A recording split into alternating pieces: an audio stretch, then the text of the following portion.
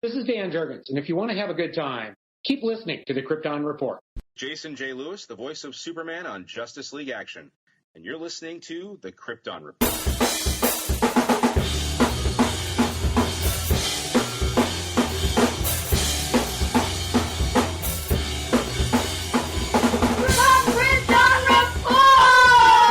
Welcome to the Krypton Report podcast. I am Tyler, the Superman of Blue, and with me is James, the bearded Superman Cole, also known as Red. Superman of Red. Superman of Beard. It's like, and our special guest, been a long day, fellas, is from beyond the grave. From beyond the grave. Long day Solomon for Grundy. Long day for you. I think I died. We have our comics man, Logan Crowley. What's up, buddy? Welcome back. Hey, I'm down with being the official Solomon Grundy of the podcast. He's a top 5 villain for me. I love Grundy. He is awesome. Yeah. Guys, I'm wearing my new shirt I got. Check it out. Truth, justice, and whatever. All right. Got my first Supergirl merch.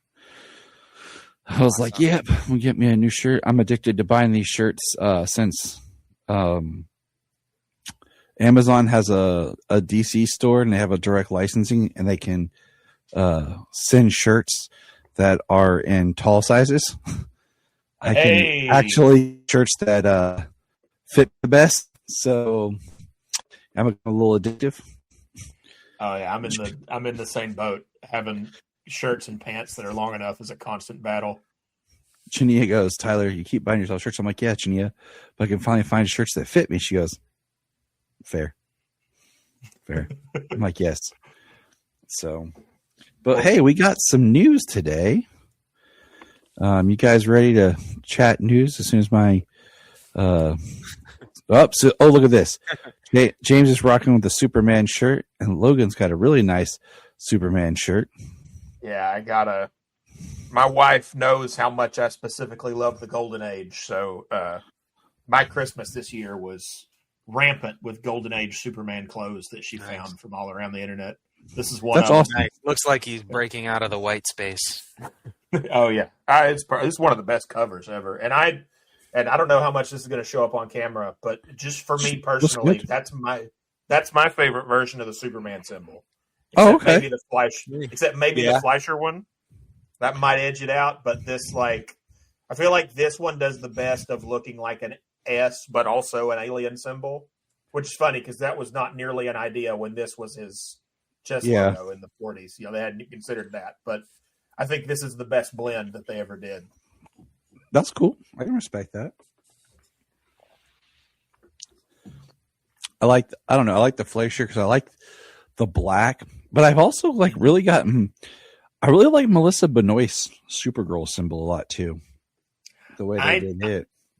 I like that a lot. I was hoping when they did that on that show that was going to be the Supergirl symbol. Like they would brand that as specifically that when she was wearing the S, that's what it looked like. I thought that would have been cool. Yeah, and then they changed it when she changed up. So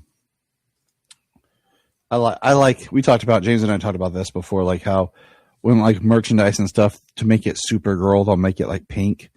And I'm like, no, we're just Supergirl everywhere pink. But my wife hates that. What we got here? We got a cool look right here of the Supergirl logo that they put up. I like how it looks. It's done more like spray paint. And you got some background actors that were cast, but I'm not too concerned with that. This is exciting. James Gunn posted this picture that says "Back to the Fortress," and so this was pretty exciting when he sent that. That makes me very happy. But you know what makes me happy, guys? This is just recent news. Just broke. Don't know if you saw this. Boom. The Man of Tomorrow production is coming back to Cleveland. Hey. So fantastic. Here we go again, fellas. Back to good old. Gonna have to make plans to go visit while they're shooting. Yeah, I know. Last time I didn't get to. Brad lived there. sent me photos and talking about stuff, and we all applied to be extras, and we didn't get it, but we'll try again.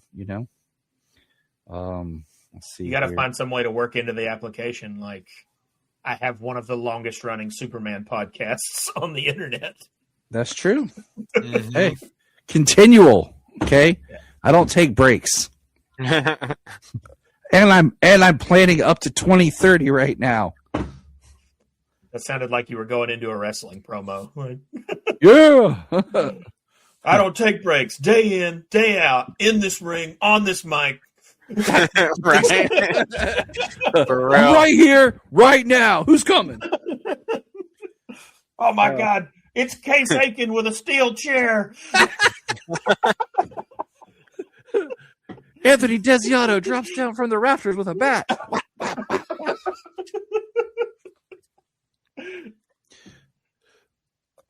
Oh my gosh, that would be hilarious. Just send a message, guys. We have to do a wrestling event.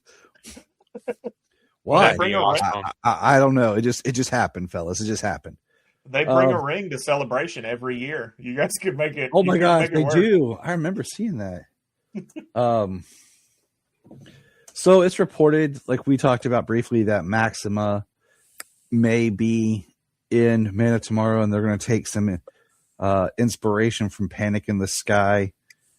Let me stop everybody real quick. I did this with Desiato last week too. I'm like 14 issues from reading Panic in the Sky for the first time. I haven't read it yet because I'm just not a Milton Fine Brainiac fan, but I will read it if they do say they take inspiration from it. Yeah. Which is fine if they do. Because I know that Gunn is not a one-to-one story person. Yeah. So I'm okay if he takes inspiration from it.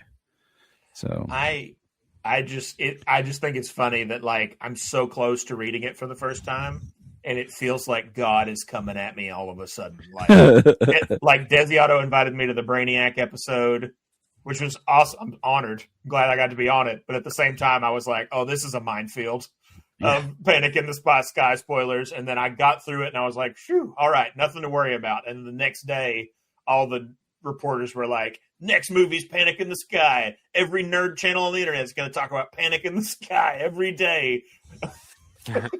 Yeah, I'm just like, based on what, I mean, as much as he like used All-Stars as influence for Superman 2025, we all saw it wasn't All-Star, nor did I really hope it was going to be.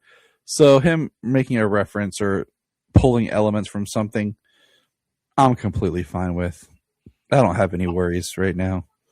I'll tell you one thing. I hope that they pulled the design for the skull ship right out of Panic in the Sky. Now that thing, yeah. I'll say that's different. I can. The skull ship is different. I can roll with that. I think that's the one thing about Milton Fine. I think Milton Fine has the best looking skull ship that there ever has been. Like the way that it, instead of just being a big Terminator head, like it has the green inlay in it, so it looks like a skull, but it also looks alien. It just very, very nice. I am excited for it, but where'd it go? Hold on, pulling back. Where am I? There I am. I was like, where am I? The other thing we got was Christina Hudson. Yeah. Oh, no, you were right the first time. I think they have a typo. I think that's what I thought. Because I was like, wait a minute. I was pretty sure it's Hodgson. Yeah, we'll be writing The Brave and the Bold, which would reunite her and Andy Muschietti. And everyone jumped on this, and I took a moment, paused, and thought about it. And this is I'm not saying she's a bad writer, okay?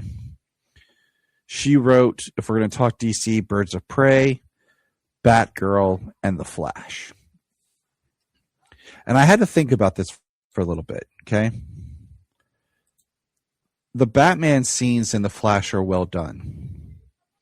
And I think she can write really well scenes. but I don't know if she can write a really great movie. If that makes sense, fellas. Did you see Bumblebee? But see, I was getting there because I was pulling it back around.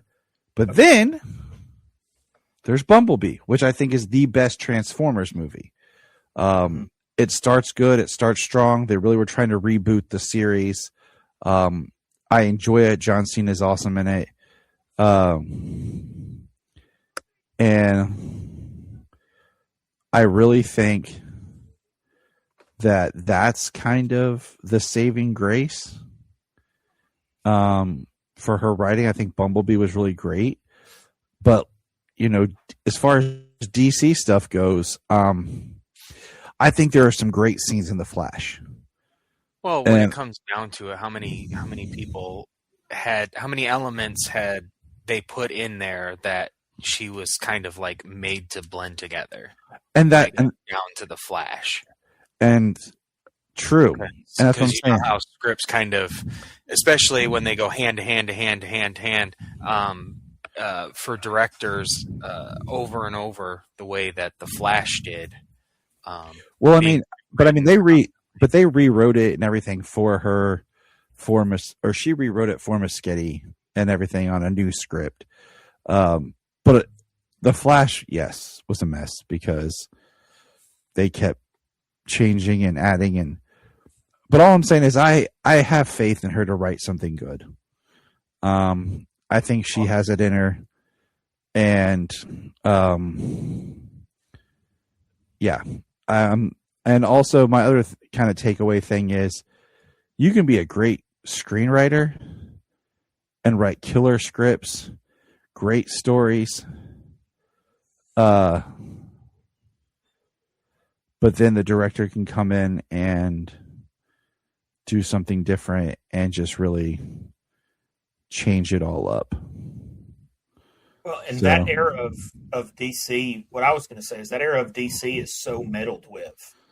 Like, we know that the Flash had to have, you know, she wrote that first version of the script, but we know that it had to have huge revisions from even what that was because of all the different scenes that Michael Keaton and George Clooney and Ben Affleck and Jason Momoa filmed that weren't in the movie. Nicolas Cage filmed a whole appearance scene as Superman. Yep. And it wasn't in the movie. Yep. You know, so like something behind the scenes with the Flash happened crazy. And that's Birds of Prey, she co-wrote with Margot Robbie. So who knows how much control she really had over that, you know? And the other thing I'm going to say is, same thing you're saying is how I feel about Andy Muschietti's directing. I think the saddest part was he really wanted to make more of a Batman movie than he did The Flash. And there are some odd story beats and stuff in the Flash movie, and we'll talk more about that when we watch that film later this year. But the other thing I read was, I don't have a thing for it, but Muschietti may now be too busy to direct The Brave and the Bold because of stuff with it. Welcome to Derry, seasons 2 and 3. So we'll see. That's all I'm going to say.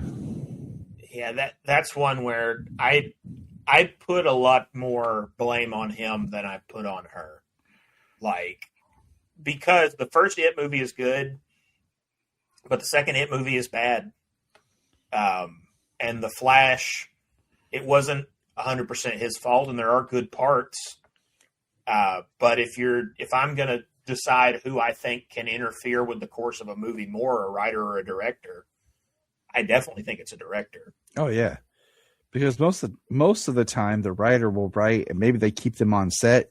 Sometimes they don't. They write, they turn it in, and then that's it. And then the last big thing, my friends, was today. Out of nowhere, we got a TV spot trailerish thing for Supergirl with our first real reveal of Mr. Cole. Would you like to present the information? We got full images and a 30-second trailer featuring Lobo, Jason Momoa's Lobo. We saw him on his bike. We get a distant shot. Let's see here. Right here is kind of the shots that we get.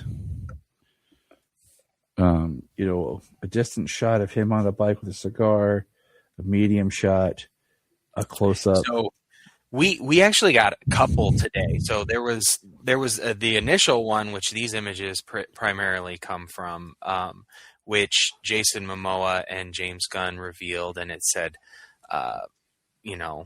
any words about being Lobo, and he said, finally, and then they did that cut, and then DC also released a 30-second Supergirl trailer that featured all those shots plus him like riding the bike through people and using the hook to like trip people up or something. Yep. That's what I was getting to. But James was so excited. Also, there's Lobo merch available now on Superman's site and on DC's site. And then the last thing with Lobo is they released a poster. And this is what I call, he looks like the lost member of Kiss. I mean, maybe not even the lost member. That just looks like Gene Simmons, if you pick the right era. Because the boots is what sells it for the Kiss for me. Oh yeah. Well, the boots, the hair, like that's some real 80s hair he's got going on. So, but yeah, and I made a joke to our friend Brad that I have one more thing. I was like, I wonder, like, he said, I think they'll have a Lobo movie, and I was like, dude, Gunn hinted at a secret, unannounced DC project. I was like, bro, I wouldn't even be surprised if they just were going ahead and already filming it and surprising us next year with like Lobo releases next fall or something. Like they just went ahead and shot it. Like, while they had Momoa on, say like, hey, you're already here. Let's just start shooting it. We'll surprise bounty hunter story. Yeah. So they're like, we'll surprise everybody. That'd be pretty awesome. I bet. It would be. That's what I'm saying. Like, it would not surprise me one bit. But yeah, I feel like this is just to test the waters, and then they'll do a hard R-rated Lobo movie. So, I mean, it's kind of inevitable, right? I think so. I mean, maybe it won't be a movie. Maybe it'll be. I was say pitch it as an HBO show. Yeah, would it be an HBO show or be a Netflix show? I'm kind of want to wonder how they're going to do shows. Like if they're going to pull it back a little, or just because of the shift and see what happens. Well, even if that stuff were to go through, it wouldn't even be until like late next year, isn't it? Wasn't it something like third quarter? It couldn't even be possible until at least like the third quarter of 2027. I don't know, dude. They keep changing because of how the laws and things work with those types of massive purchases and mergers. It sounds about right. The last thing I have of note is James Gunn did release that you could read the final shooting script for Superman, and I started it. And I highlighted this part real quick. Let me just read this for you, my friends. Second scene shot, exterior of the Fortress of Solitude. Day. Krypto cheerfully drags Superman past the corpses of gigantic white kaijus covered in fur, spattered over a few 100-yard radius around the fortress. Superman says, Krypto, you need to stop killing abominable snowmans.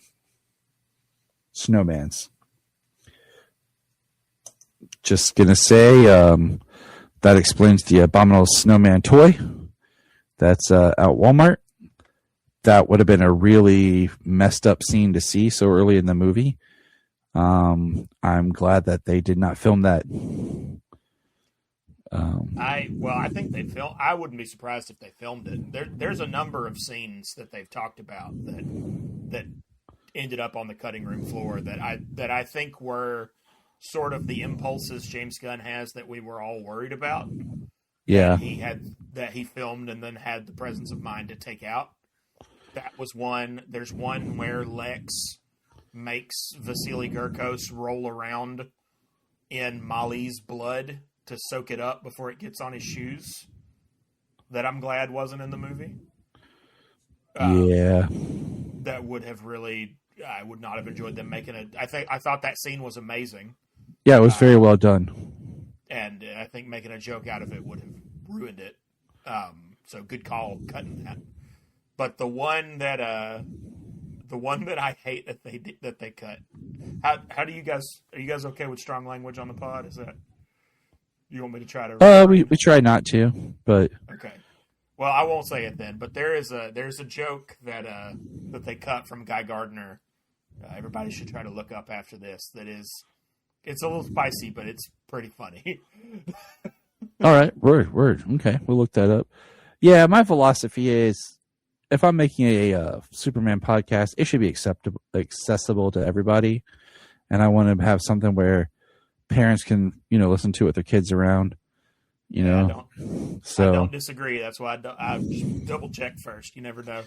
In my private language, the way I talk to James off mic, that's different. Right? Yeah, we're pretty filthy off mic. We're just normal people. Hey, yeah. But yeah, I mean, once in a while we'll drop an S-bomb, but that's about it. Yeah, it happens very rarely. But I like to make my Snyder. Yeah. I just like to try to, give people something positive and uplifting the way I think Superman should be. Hey, right on, man. But that's all I got news-wise. So that's pretty rad is what we got. And I'm going to keep reading the script. I just started it last night, and I wanted to finish it before we recorded. But I didn't. But that was as far as I got. So, all right. So today's discussion is we are going to talk about the limited series that came out, which was called the Kryptonite Spectrum. And I'm going to go over here to my handy dandy tablet because that's where I have these books. And Logan, last time you were on here is when you had said that you were enjoying reading the Kryptonite Spectrum. And I think at that time, I think the first 2 issues had dropped. Yeah. So just before we get into it, how do you feel just overall about this story? We'll start with you. And then we'll get into like spoilers and we'll go issue and issue, break it down. So, but just I still really liked it. I felt like the last issue was the weakest issue, which happens sometimes. Endings are hard. I felt like they got a little too wrapped up in the last issue about trying to make sure the comic said something important. Mm-hmm. So the last issue gets a little like, not really preachy is not the right word, just like kind of stuffy, Okay, I can roll with that. Really philosophical, and it didn't vibe with the tone that the rest of the series had. And I don't really disagree with anything they were saying. It just it felt like a big tone shift from the very Silver Age tone the rest of it had. And I think that probably happened because clearly the creators of this were hugely inspired by All-Star Superman. Like, the visual identity of All-Star Superman is all over this. I think there's a lot of casual comic fans who, if they picked this up, wouldn't even realize this wasn't Frank Whiteley. It's that close. And so I think they felt beholden because of that to try to make it like a message piece in the 11th hour. Mm-hmm. But it wasn't necessary. Having said that, the first 5 issues it's 6, right? It's only 5 issues. 5 issues. Okay, so the first 4 issues were some of the most fun I had with comics this year. It really captured the feeling of Silver Age kind of Otto Bender, Al Plastino Superman comics while still feeling new. It didn't have a stuffy old antique feeling to it. It still felt like a new comic, but it's had that vibe and that energy, and I really enjoyed that. Okay. James, your thoughts? I really enjoyed it. You had said that we were going to talk about it as a whole, so I actually held off on reading it, so I didn't read it as it came out. I read all 5 issues in the last 2 days. Yeah. And I really enjoyed it. It's absolutely inspired by All-Star Superman. But the art definitely feels that way. The writing is also very laborious from time to time. A lot of super science. A lot of I'm pretty sure somebody had to use a thesaurus when they were writing some of this stuff. Yeah. Very eloquent speech, but it was very Silver Age. I had a really good time reading it. And yet for the most part, I pretty much liked each issue. It took a little turn in the format as I was expecting it, but I had a good time with it. Okay. I'm going to say I really was enjoying the first 3 issues. In the first 3 issues, I was like, man, this is another example where this story could have easily been in continuity. This could have been something that they used. And then the last 2 changed. I feel like the story and changed and kind of went somewhere. And I was just kind of like, huh. Okay. That's something. I think that you guys both have made valid points about where the story is and what they're doing with it. And the all-star inspiration. There's the art at times I liked. Sometimes I didn't like the art. And there's a couple of things in it like that I was not a huge fan of. And this is not spoilery because it's a character. I really didn't like that. Once again, it's just kind of Lex as the villain. I just kind of felt like, okay, this is where you guys are doing. I thought we were doing something more with the story. But we can go ahead and crack open the first issue. Now, I will warn you guys. I read this as it was coming out. I was planning to reread it last night, but my wife fell and broke her finger. Oh, man. So my evening yesterday went sideways. But I did read it when it was coming out. Just if I seem confused on a detail, please jump in and correct me. I read it a couple of days ago because I did not read it anytime anymore with these when I know they're going to be a mini series. Mm-hmm. I just wait till they're all out, even though I get excited and want to. I want to read it. I just decided like it's just so much better to sit and take in the full story all at once. So the book opens. Now, first of all, I wanted to read Ice Cream Man because it says from the acclaimed team behind Ice Cream Man.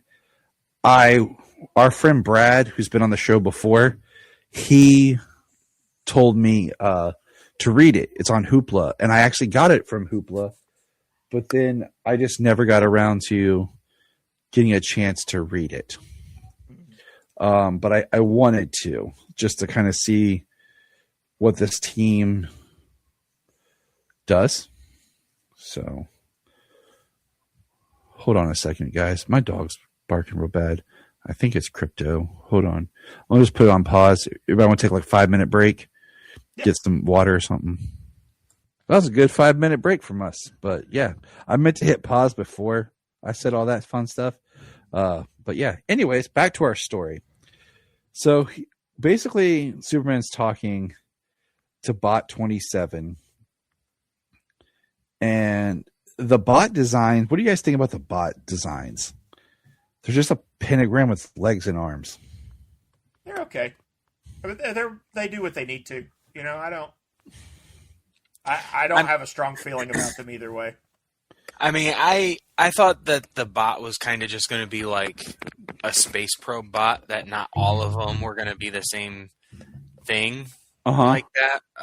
You know, they show up later on and we see like a whole army of them, and it's just a bunch of those pentagons with those cable style, those tentacle style arms and legs. Yeah, it's weird. It's definitely not going to be my go-to Superman robot design, but a lot of this is kind of... One thing I do really like about this is a lot of it is bringing back the very, like, kid aesthetic of Superman that he really has lost since the Byrne reboot. You know, if you go back to the Silver Age stuff, a lot of the rocket design and the robots design and stuff, it's very clearly like a childish, for children kind of look that they were going for. And I don't want that for Superman all the time, but in you know, every now and again, little bites like this, I thought it was a neat pull. But no, that wouldn't be my pick for Superman robot design. Okay. I get you. Me too. But because it does, I can definitely see where the kid aesthetic comes from.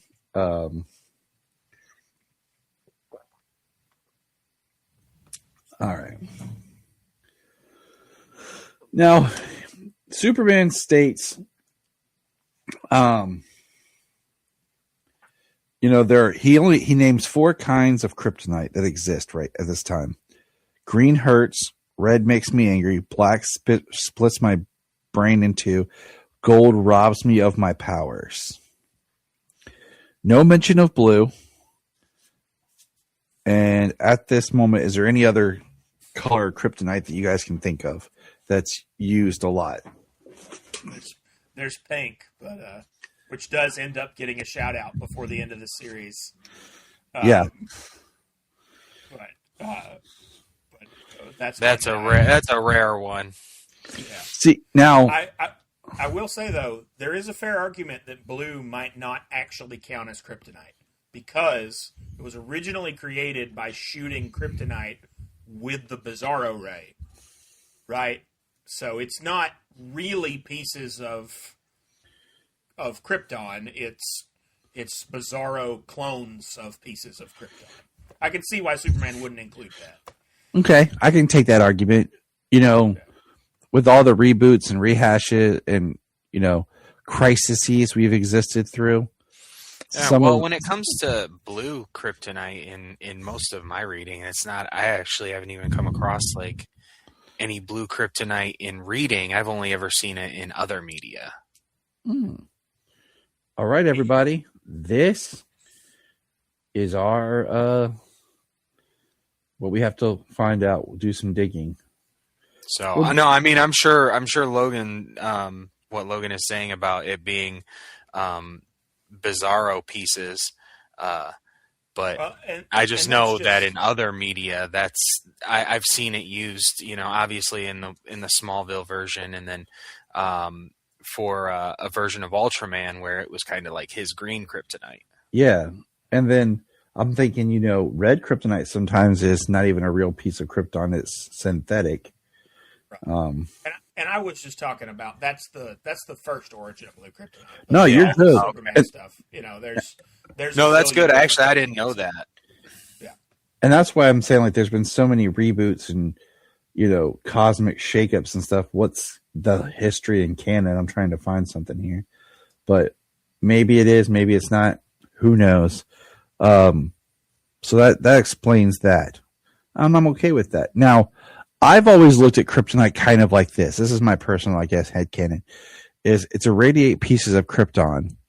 And I've always looked at it like how the Earth has, you know, the crust, and then the next layer that evades me, and then the core, you know, that we have to dig through. I always thought about Krypton's core, like at the heart, the smallest part at the heart of the planet, is where gold came from.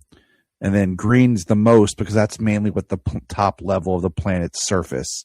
And then like red. And then that's where the kind of colors come from, is the idea of the different levels of the planet's makeup. All right. I don't hate that. If I was the king of the Superman office, my version that I have always wanted to go with is that Kryptonite is so rare that you basically only have one piece of each one. So, like, each one is how the radiation affected it. Each one is how the radiation affected it differently. They're almost like mutated. But I like, if you go, in the John Byrne stuff, there's one piece of Kryptonite. It's in Metallo's chest. Lex's ring is chipped off from that. But for most of that first run, all of the Kryptonite that exists at all is about the size of a softball. See, right. That's I my do. Preferred. Yeah. Right. I do like that idea. Certainly not particularly like Smallville, where Kryptonite is abundant. They've got as much as they could ever want to use to make it however they want. The concentrations, the liquids, but I always considered Kryptonite being like different minerals from the planet. We've got different metals and stones and gems and things like that irradiated from the explosion of Krypton traveling through the galaxies, but definitely a rare substance. I also don't like the idea of there being Kryptonite before Krypton explodes. Like them experimenting with radiating different parts of the planet. Right. I like it being that's something that comes up only after. Yeah, like the yellow sun's effects on it. Like, I mean, it's an interesting concept, but I don't think so. I think that the radiation that makes the pieces deadly is because of the, what caused the planet's explosion. Mm. Yeah. Yeah, well, the only version of it existing before the explosion I like at all is the John Byrne iteration of, like, the planet was poisoning them. Like, before, as a symptom of its death, some of these rocks are already as hazardous to them as Kryptonite, because I think that's a very dystopian, horrifying thing to add to the planet dying. And the idea of the planet just, it's fine and no one notices anything's wrong, and then it just pops like a balloon. You're leaving a lot of drama on the table that way that you could have if you have it come apart more gradually. See, now we're talking, because that gets us to, the idea is he finds new colors of Kryptonite in this asteroid, that the space probe.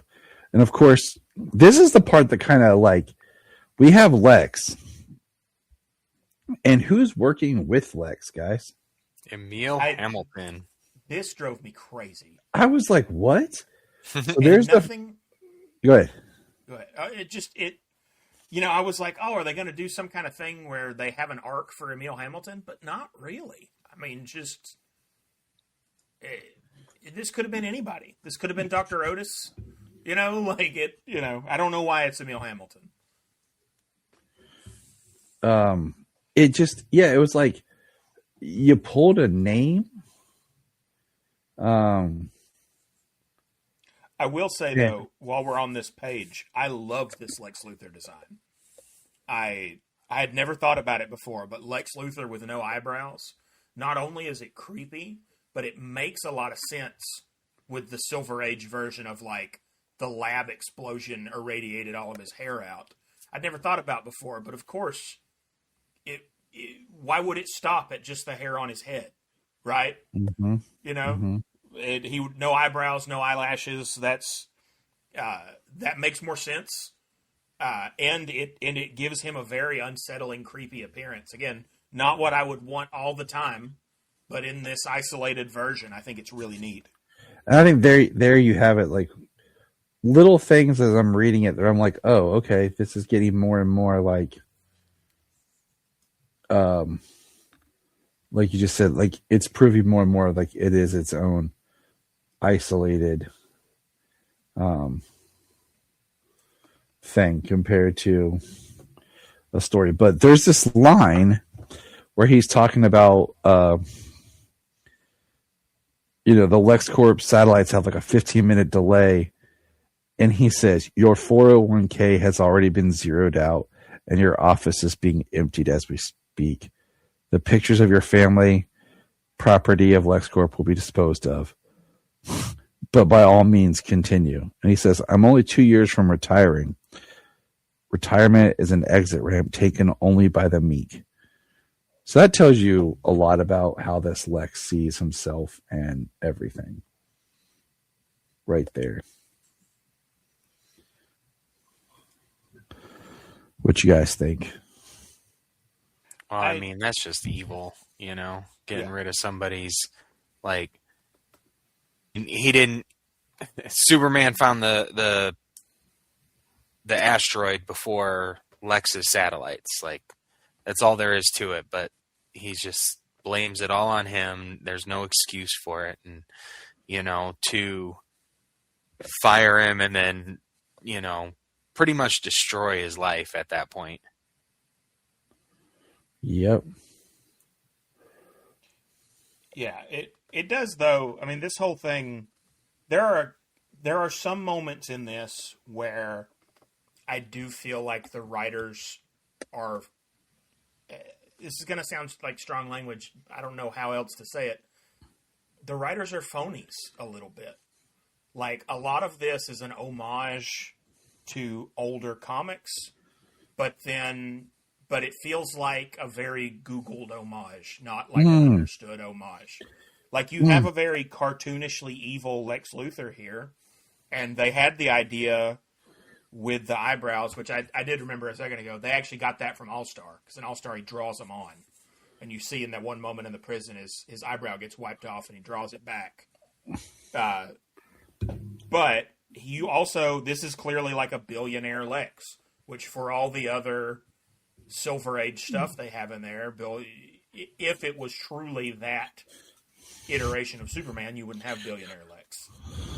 Sure. That isn't to say you can't choose that as a choice, but there's just lots of little stuff throughout where, like, they kind of know a lot of surface level stuff about retro Superman, but they don't seem interested in the more, deep cut things about retro Superman. That's deep. I like it. And then who shows up on the next page? Come on, guys. The skinniest Batman you've ever seen in your life. I mean, juxtapose that against absolute Batman, and you got something crazy. Bat brick. I will say this, and this is one of my hottest takes that I get trashed for all the time. I've never liked Michael Keaton as Batman. I've always felt like Michael Keaton was too little and had a big head for Batman. But now I have been proven wrong. There is a comic book version of Batman with Michael Keaton's physique now. And here he is. And here he is. I mean, he is a small Batman. And then we have him, we have Crypto in the fortress. We know that he keeps his green kryptonite in his utility. He talks about it. We even see what looks like Dr. Quintum's coat in the fortress. Mm-hmm. You were talking about All-Star stuff. That's only an All-Star. Yeah. And then we name we have purple kryptonite, cobalt kryptonite, speckled kryptonite, and rainbow K. And then Superman and Batman have a conversation about destroying them, getting rid of them. And Superman wants to test them on him. I don't know why you couldn't, because it reacts to cells. You couldn't draw blood or something from Superman and then have vials of his blood and then put the blood near the kryptonite to see as like a first test to see how the cells might react to it. Right. Yeah. But we have him basically being strapped. He, makes Bruce promise to do what he has to do. And they expose him to purple. And I do think this is kind of interesting. Is purple affects him to a dilates time. So he's experiencing things I can't even say it, linear, not in a line. Linear. I cannot say it. Wow. I am tongue-tied for literally. There you go. He got that. He got it that time. Thank you, fellas. Thank you. And then we have Lex with Solomon Grundy. So shout out to Solomon Grundy here. Logan's man. Like I said, I'm a lifelong Solomon Grundy fan, and anybody who watched Challenge of the Super Friends, I think it's hard to come away and not be a big Solomon Grundy fan. He was always, every other member of the Legion of Doom, one person on the Justice League would take them out, but they always had to gang up on Solomon Grundy and Giganta. It was always, Superman could whop Bizarro on his own, but if Solomon Grundy walked in, 2 or 3 of them had to jump on Grundy, and that made an impression on me as a kid of man, this guy's bad news. Superman's got to wait till Green Lantern's hands are free before he even messes with this guy. That's funny. That's good though. The next page talks about the complications of the Kryptonian brain is far more complex. And then the one that boggles me is at the bottom where he's holding up a calendar and for February and all the dates are scrambled, but there's a 30 on there and a 31. Mm-hmm. And there's not a 29, so it's really scrambled. Can I go for a no prize on this? Sure. Okay. And JLA Avengers, when the Avengers come over to the DC universe, they reveal in canon that the DC Earth is literally bigger than the Marvel Earth, right? And we know that because they also have the additional cities, right? Uh-huh. So what if in the DC universe, February has 31 days? Ooh, that's deep. Everything's bigger in the DC universe. Ooh, that's deep. Hot take right here. Interesting. Hey. We have, so Jimmy signals his watch. Superman goes flying. Batman in tow. We see them talking to Jimmy and everything. And then we see this panel of Lois that keeps recurring where she says, I'm in my 40s. Time isn't exactly on my side. And then I think this is unique as we see the battle. They shade the panels and stuff in purple, showing how things are out of time. We see that panel with Lois several times. And Batman's trying to tell Clark certain things where he's like, close your eyes, put it all together, save the kid. So we're experiencing things from Superman's perspective, and then we kind of see how it plays out as he's trying to piece it together of what to actually do. Then we get a really unique piece where it's this is how it happened, and it's everything in order. And Grundy gets punched to the stars. I love that panel. I just screenshotted it so I could use it as a cover photo on Facebook. But yeah, Grundy sees stars as he flies out into the solar system from the punch.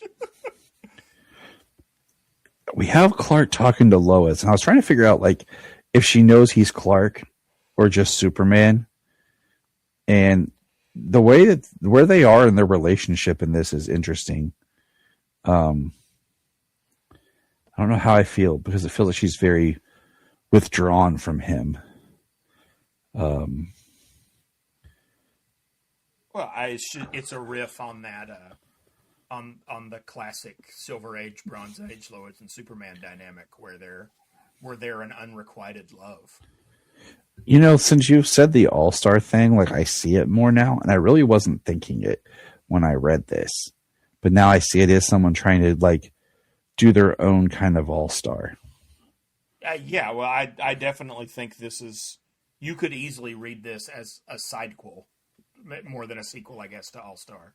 Something that happened, or maybe a prequel, I guess. Yeah, I think that'd be the best because the way All Star ends.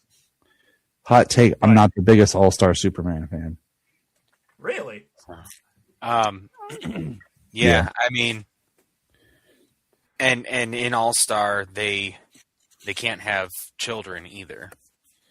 Biology is different, and I know Lex comes up with how to make it work, but that's something that in canon from time to time that's not possible. So we find out he puts the purple case almost been drained from his system. Says you should be okay. He mentions his date with Lois, his dinner, and he's like, Clark, that was your brain's so jumbled. That was last week. Your dinner or last night, sorry. And as he goes, he's talking. They talk about the Cobalt, and then all of a sudden we realize that Cobalt makes him larger. And that's where issue 1 ends. So issue 1's pretty. It's pretty big. These are larger size books because it is a black label. And so, look, you guys ready to start issue 2? Yeah, and I do think that a lot of my hype for this, and I still really like it. I shouldn't be. It's funny. I feel kind of the same way about this that I feel about Last Days of Lex Luthor, which we talked about last time I was on. Yeah, they both start so strong, and then all of my real issues with the comic crop up in the last third. Last Days, it's literally thirds, but they're also both. This one wears it on its sleeve a little more, but they're also both retro throwbacks to a version of Superman that I respect, but is not necessarily my favorite. And I think that colors them a little bit. No, I'm with you. And Bronze Age is definitely more of a black spot, I guess you could say, on my reading, which that's why we will eventually be getting there in our reading. We're just not rushing it. We got time. That's how you stay relevant. You spread stuff out. And I mean, the only Bronze Age stuff I have is the old newspaper reels, the book that I have, the old newspapers stuff from the beginning. I can definitely recommend stuff like my favorite Bronze Age Superman books is DC Comics Presents. That I think is just incredible. I'm going to say, don't worry, Logan. We're going to keep you around to bring you back for stuff. So you don't have to recommend anything. You'll just be like, oh, okay, what should we read? Okay, wait, I'll save the rest for future planning. So when this opens up, it says right now. And we see Superman with Atom Smasher. There's Wonder Woman and Batman. We see Green Lantern. We see a woman who's talking about she does these spreadsheets and she never hit saved. I didn't save the spreadsheet. I didn't load it to the server. Okay, I can maybe understand not loading it to the server, but it should have saved on the hard drive. And they're like, the entire building is gone. We quickly learn that Lex hit Superman with a red kryptonite missile. And we see a big green thing in the water. And then it says earlier.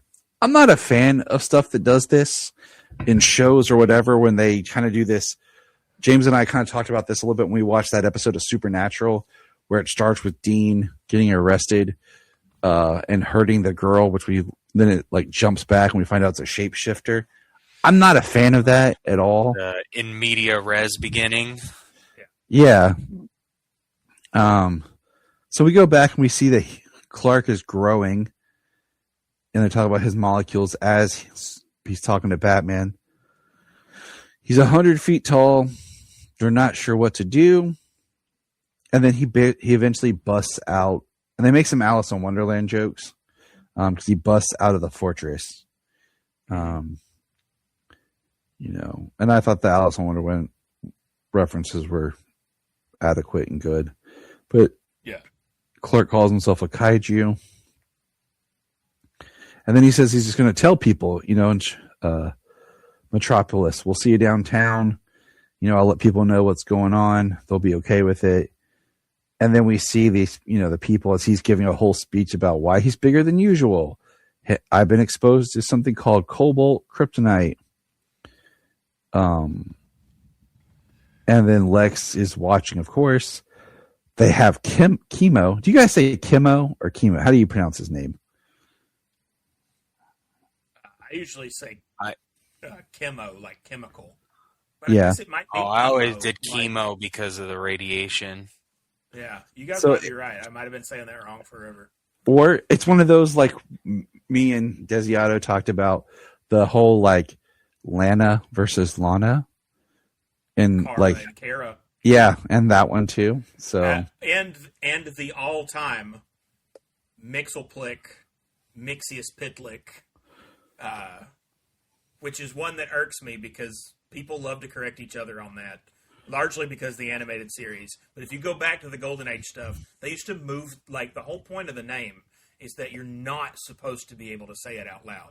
If you go back to the Golden Age stuff, that's the joke. They even move the letters around in different appearances. It's not always spelled the same. see, that's one of those, like, it's a made up name. Like, so I don't ever argue. The one that gets me is I've always said Hippolyta. And then I've heard people say Hippolyta. Yes. That's one that, like, ooh, that one, I don't know why, I hate it. I hate Hippolyta. It just sounds bad, like hippos in there. Yeah. Like, it just... You know what's funny about... This is a tangent, but I think it's worth it. We were so close to Hippolyta as a girl name when we were picking names for babies. Yeah. We were locked in for a week. Hippolyta May was going to be the name. And then we told my mom, and my mom looked at me and she goes, any kid of yours is going to be pretty big. And I was like, yeah. And she goes, the first 5 letters of that name is Hippo, right? And I just took all the air out of me. I was like, oh, no, I can't send a kid to public school. Yep. I told you, when Jenny and I were trying to name our kids, we'd bring up a name and I'd think of all the ways to make fun of it. And she's like, Tyler. Yeah. I'm like, look. You got to. I wanted to name one of our pregnancies we had. I wanted to name our daughter Feora. I was like, and it would have been sweet if we had, because then James wins. Yes, we know, James, you won with Allura. I did get an Allura, yes. Well, I've told you guys what my son's going to be named, right? Yes, you did reveal it. Go ahead. You can say it again for those who don't know. Clark. Yeah. And my wife was the biggest cheerleader of that. So it's like a double win. I didn't even have to work for it. See, I even thought about doing the Cal or the Calvin Ellis, trying to sneak it in there, but I liked our kids' names too much. So your kids have great names. Yeah, they're sweet. So I'm not complaining. Now I might change my name, but whatever. I'm your new host, Kal-El. Oh, it's like, no, that's one step too much. I'm not that crazy. We see Batman working on a gun, blaster, experimenting, and he says, test 2 coming in about 10 minutes with the speckled kryptonite, which I just think is weird, period. Why not just give it a weird color like orange? But we've seen Orange K. That's another one we've kind of seen in different things with the XK or the orange kryptonite, like in Super Pets. We see Luthor put on his suit. Clark's holding Lois like King Kong. And then Lex shoots him with a red kryptonite missile, and he gets angry. My thought process was, the kryptonite he shoots him in, the red missile, is small. Would it have affected him as strong because of the tiny piece to his bigger size? Like, we've never really talked about that before, that if the bigger he gets, you'd have to need, like, if there's a ratio, you know what I'm saying? If I'm holding up a small piece of kryptonite and Superman's smaller, it affects him more. But if he grows bigger, I'm still holding that small piece. Would it affect him less? Thoughts? I don't know. When Superman gets shot with kryptonite bullets, like in Public Enemies, tends to do the same thing to him pretty much as if you just hold the rock near him. So, but it's also going inside him too when he gets hit with a bullet, and it's staying there. Yeah, but I'm saying it doesn't seem to affect him. If you look at Public Enemies, he doesn't seem to be more disabled than he is when Lex just puts him in the room with kryptonite or hangs kryptonite around his neck or whatever. It's just in him. So true. He does walk the whole way. He doesn't even get it out until they get back to the cave. He's even cracking jokes. Yeah, he's roasting Magpie as they're going through the sewer. I love that stuff. I love Jeff Loeb's writing for Batman and Superman. I half agree with that. I love Jeff Loeb's writing for Superman. I love Jeff Loeb's writing for Batman on the 2 Tim Sale books. Jeff Loeb's writing for in continuity Batman stuff. I have some beefs. Okay, I was talking about just that book, but I can see where you're going with this. I feel you. I do like the coloring of Wonder Woman, giving her more of this ethnic skin tone than being Caucasian. She looks Greek. Yeah. Mm-hmm. And I like how she's flying to Superman and he just flicks her away. And Atom Smasher goes to fight Superman, trying to hold him back. And then we see Green Lantern trying to evacuate everyone. Keep him occupied. That's what his objective is. And then take a minute here because I love Atom Smasher, Uh-huh. but he's one of the most constantly slept on DC characters as far as power level. If you go back to like the JSA stuff, Okay. because he was supposed to already be like, he was already the strong guy on a superhero team before he realized he could grow. And it, like, when he was on Infinity Inc., he was like as strong as Colossus or the Thing. And then he found out he was also Giant Man. It goes up from there. And if you read JSA, he can fight Black Adam. He can fight the Spectre. But when he shows up in these crossovers like this, and like the Godzilla versus Kong versus Justice League thing that just came out, they always just act like he's Giant Man, like he's just a scaled up guy, and it drives me crazy. So that's a personal pet peeve. No, appreciate it. Because I mean, I know the character, but I'm not super, fluent in him. Because I haven't read all the JSA. I've read a lot of Jeff Johns JSA. Not all of it though, just kind of here and there stuff. Oh, that's the series I was talking about. I need to read more of it. I would do that episode in a heart. That is legitimately my favorite comic book ever. All right, let me make a note here. I can only keep one. Say when. Nice. I'm just making a note to myself here. We'll talk more off mic. Gotcha. So Batman with Wonder Woman is able to blast Clark, Superman, with the speckled kryptonite, which then shrinks him. He was able to figure it out to kind of to scale to bring him down. And, I'm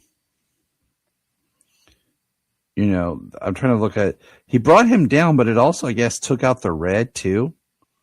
Because I thought that was what's interesting. Because he's pretty much fine when he gets shrunk back down, but then he takes to stop chemo, whatever. And Kim, and this is Kim.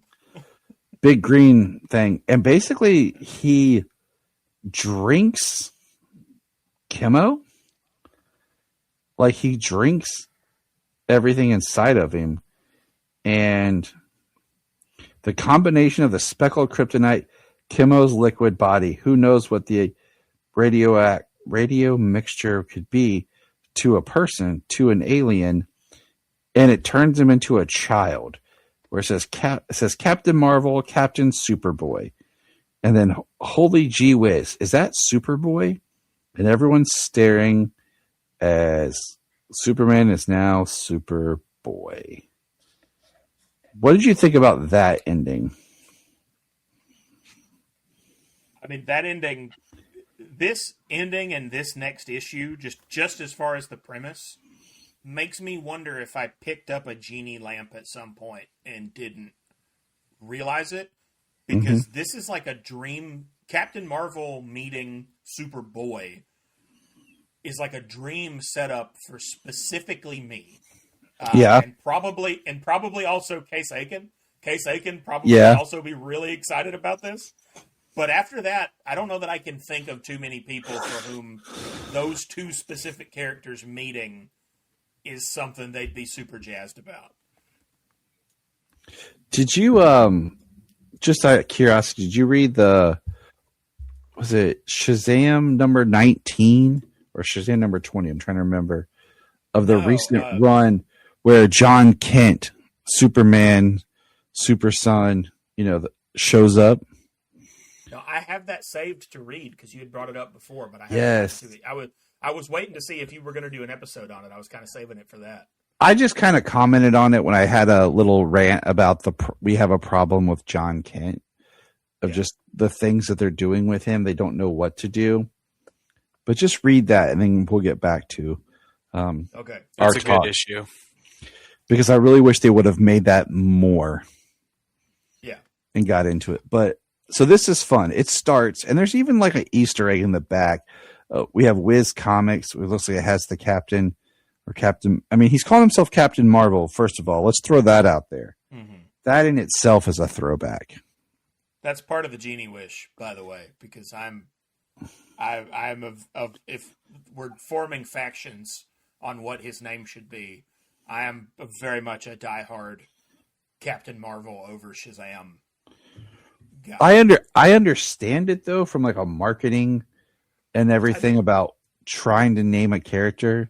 Because when you're trying to do a movie and you keep having two Captain Marvels in the zeitgeist is tricky, to promote and to try to like trademark. So I get why they went with Shazam, but I prefer Captain Marvel. But I definitely get what they're stuck with. I think Mark Waid came up with the perfect compromise with the Captain. It's okay. Like I'll roll with it. In the middle. Yeah. Just calling him Captain. My biggest problem with them going with Shazam is that it's like it gets rid of his kryptonite.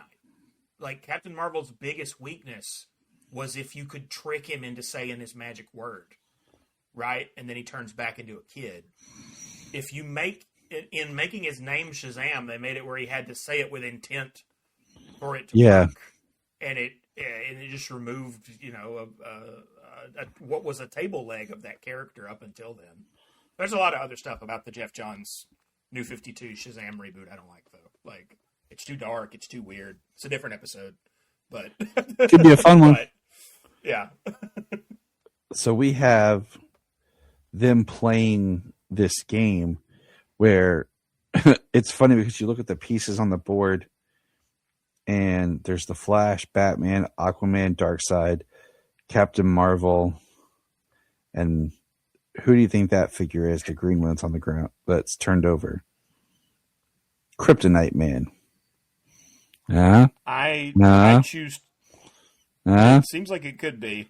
He says he takes out Kryptonite Man. Marvel takes out Kryptonite. Oh, it does. It does say that. Oh man, I was hoping it was the Hulk. Yeah, I just think that's interesting. I haven't seen Kryptonite Man in like a decade. Yeah, and then they're talking about, drawing,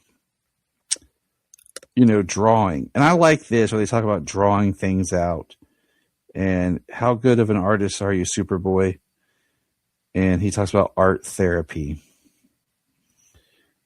I don't like the Toyman in this. He looks more like, because earlier we saw Professor Pig's Dolltrons.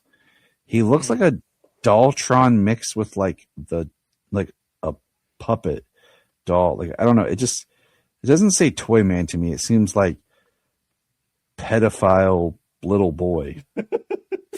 You know what it reminded me of? You remember the guy who's in the Farquaad costume who's at the front gate in Shrek? Yes. They come to meet. That's all I could see when I saw this was that guy running from Shrek. I don't like it. Right. And him and Savannah are setting up a trap. They have a plan, and we won't really talk about it too much because I kind of want to. I'll do it in a minute, but they have a plan to take out and capture Superboy. Now, I do really like this element of basically Superboy telling his origin through art therapy. Mm-hmm. And then we get Billy telling his story through art therapy and about having relatives and everything, but I never really had one, nothing permanent anywhere. And they find this thing for Nostalgia Springs, Fawcett's newest amusement park, now open. And they get their costumes, he says Shazam, and they go flying to the amusement park where it's just them there. They find a Tawny doll, and they have such great things as arcade called the Fandom Zone. They have a spinny ride called the Black Adam. I thought that was cool. And then, of course, this is the setup.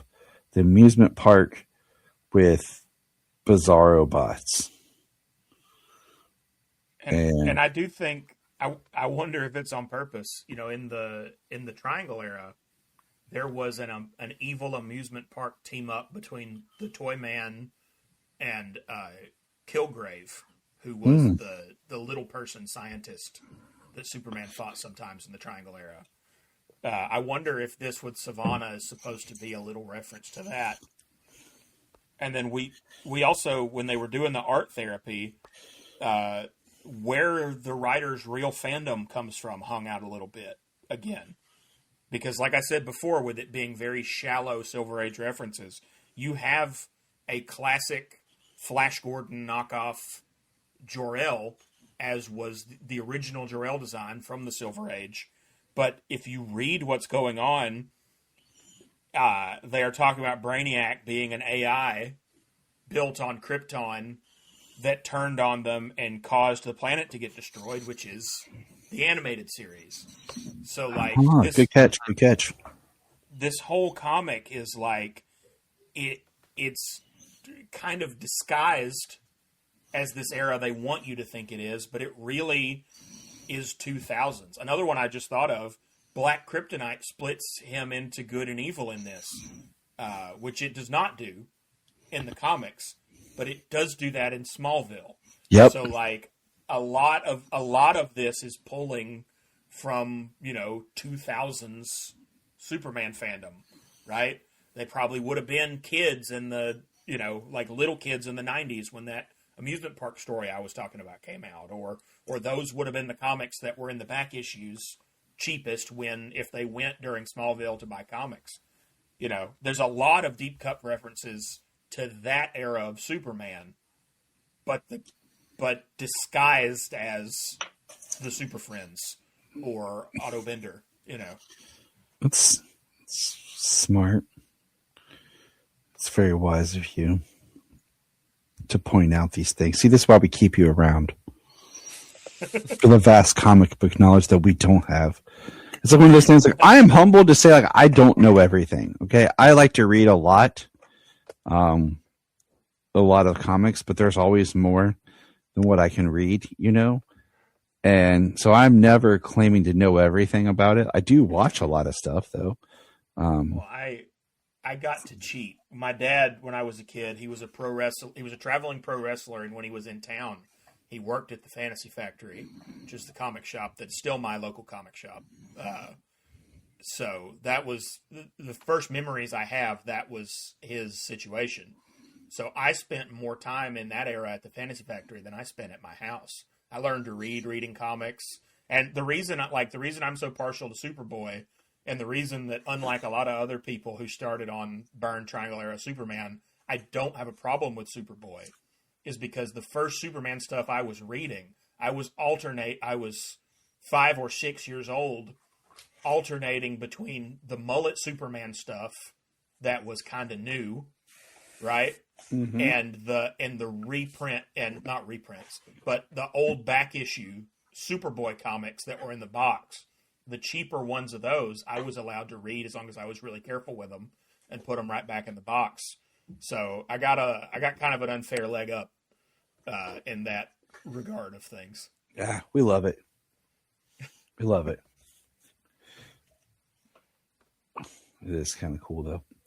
Lucky. It was a pretty neat time. I'd bring it up every time I'm in there that I used to take naps under the long box table. Like I would stack up the long boxes that were under the table around me to make a little wall so the customers couldn't see me, and then I'd just sleep on the floor under the long box table.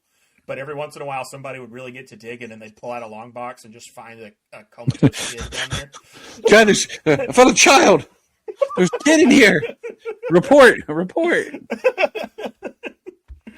That's funny. That's awesome, though. Yeah, it was a cool time. It was a cool way to grow up. And it was neat to have, like, I got all the perks of having a nerdy dad, but I never had to argue about whose dad could beat up whose dad, because my dad was 6'3", 500 pounds, but had so much muscle on him he could do a cartwheel. Like, hitting up your dad wins. And, yeah, like, he was a bear. I'll text you guys a picture after the show. But yeah, for real. He was a monster. That's cool though. Just that whole story. Thank you for sharing. In the book, Lois is goes to Lex's office and trying to get him arrested, and the guards are I can't tell if they're police or just guards. They're like, why? How can we arrest him? And Lex basically spins it that he helped stop an out of control Superman who was doing property damage and damaging the system.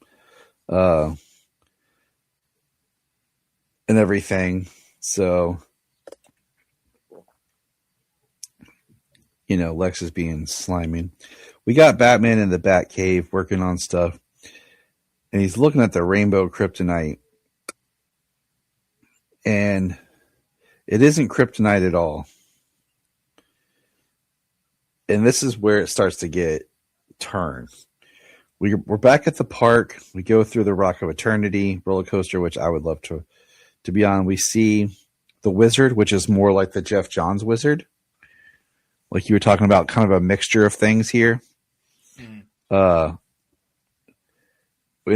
Billy, Captain Marvel says, Captain Shazam, some would call him, says, I can't wait to draw this. And we see him draw it out. We get a roller coaster that's the rocketing out of Krypton. We see Brainiac. And then we see, you were talking about the story of Brainiac. Superboy draws it out. The rocket explodes out. And then green kryptonite rays, courtesy of John Corbin's heart, is in a gun that shoots Superman. And we see how large Toyman is, by the way, standing next to Savannah. Not that Savannah's ever a big person, but that is a pretty big looking Toyman. And then raw light mined directly from the Rock of Eternity hits Shazam. And then Batman shows up and takes out Toyman and Savannah with Bat Pulse. Yeah. The casual taser thing on Toyman toss, and then he just walks away while Toyman is spazzing out on the ground from the taser. That was pretty awesome. It's a good Batman moment. And then he says, drink, Clark. And he says, what did you give him? He says, my best guess. And then he's back to regular size. And then he says that I put a little sliver shard of rainbow kryptonite, and I pulled this, and it says, help, Mixie. It's an SOS from the fifth dimension. And it's the fifth dimension is a place that doesn't exist, or it does, but only in our imaginations. Either way, it's unreachable. And we see 1, 2, 3, 4, 5, and we see Superman backwards in rainbow. And then he's at the Daily Planet holding a rainbow balloon. Kent, quit playing with that balloon and get your butt in here. So, all right. So this is where I'm kind of like, what? Like, so now we're really changing the Kryptonite Spectrum thing into a fifth dimensional story where it just gets off the chain. Yeah, it does. I do think after thinking about it, this really is where the comic jumps the shark. Yes. I think that this is the point where it takes a really deft hand to write something that is confusing effectively, right? Because to do it right, you want it to feel confusing, but not actually muddle the narrative. Mm-hmm. And I don't think in these last two issues that they pull that off. I just feel like it's called the Kryptonite Spectrum, and then they find out that rainbow kryptonite isn't real kryptonite. And it goes into a whole fifth dimension story, and I'm sitting here thinking, I wish this fifth dimension story could have been a whole other book, and we could have just had something with kryptonite here that did something else that he had to overcome. Because I liked that story that we were working through. And now we're in just, not Bizarro, but you know what I mean. Emperor Julius Augustus apparition. Kent, what in the blazes is this depressing gobbledygook? And it's just, he's got the balloon. We see crazy stuff going around.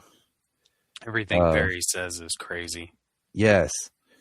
What broke the heart in half? Home is, in this case, became a fraught notion. I mean, the juggling walrus, Kent.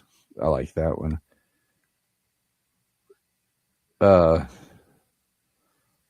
He says, I asked for 800 words on the god-awful infestation that's overtaking Metropolis. All those goofy, rancid walruses doing circus stuff with their hockey sacks and bowler hats. And what all? Everywhere you turn, it's, oh, perfect. One of them got into the office. And then he's like, they're talking to it, and we see that it's Mixie trying to find my channel. The fifth dimension's in trouble, Clark.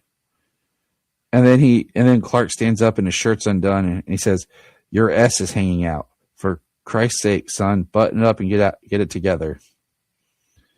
And then we see that he's actually, with Batman and Lois. He's like in a purgatory. They bring in Dr. Fate. And it's nice to see Dr. Fate. And he says the Kryptonian will die. Superman is trapped in an imperial dimension. It's like Looking Glass analog. And then we see Clark moving around. We see people that we've met before early in this story. But we see some crazy stuff. Can I say before we move too far on this? Yeah, you're good. I love this Dr. Fate design. Yeah. This is one of the few things where, like, if this made its way back into the mainstream comics, I would be okay with that. It's just simple, but it also, like, it looks like an outfit an academic that happens to have a magic helmet might pick. Yeah. Instead of a skin-tight leotard, right? Because there's nothing really about the guy who is Dr. Fate that makes him physically impressive. So I think this is interesting. No, I like that. I didn't think of it like that, but yeah. Mine would be like a blue t-shirt with blue jeans. It would be like blue jeans, a blue hoodie, and then the helmet with a yellow cape. The Connor Kent. His golden helmet and his golden cape. I would have like yellow chucks.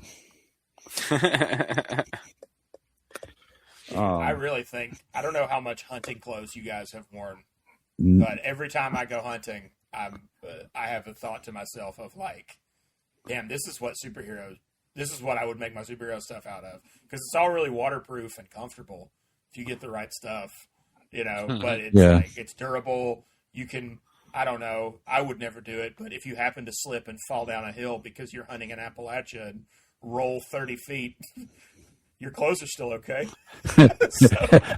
Look, poor Logan. He didn't make it. Look at him. But his pants are good. His pants are spotless. That shirt is good. Man, too bad Logan. He wasn't made out. Yeah, not Logan. That never happened. That never happened to me. That happened to a friend, a guy. Yeah. But so this is funny because where she says rent was due yesterday. Oh, I must have lost track of the calendar. I'll write a check ASAP. And she says, check, eh? You know I only take nickels, Cornstalk. 5 cents at a minute. 5 cents, but not a dime. I'm the Da Vinci of spreadsheets. He says, nickels, golly. And we see him with his piggy bank upside down. Only 59,995 more, and I'll be square with Miss Linda. And his piggy bank looks like Professor Pig. Yeah, it does. Who we didn't mention, but Professor Pig is in issue 1. And there's a hilarious word balloon where Batman knocks him out, and his last thought as he's going unconscious is of the spider web from Charlotte's Web. Oh yeah.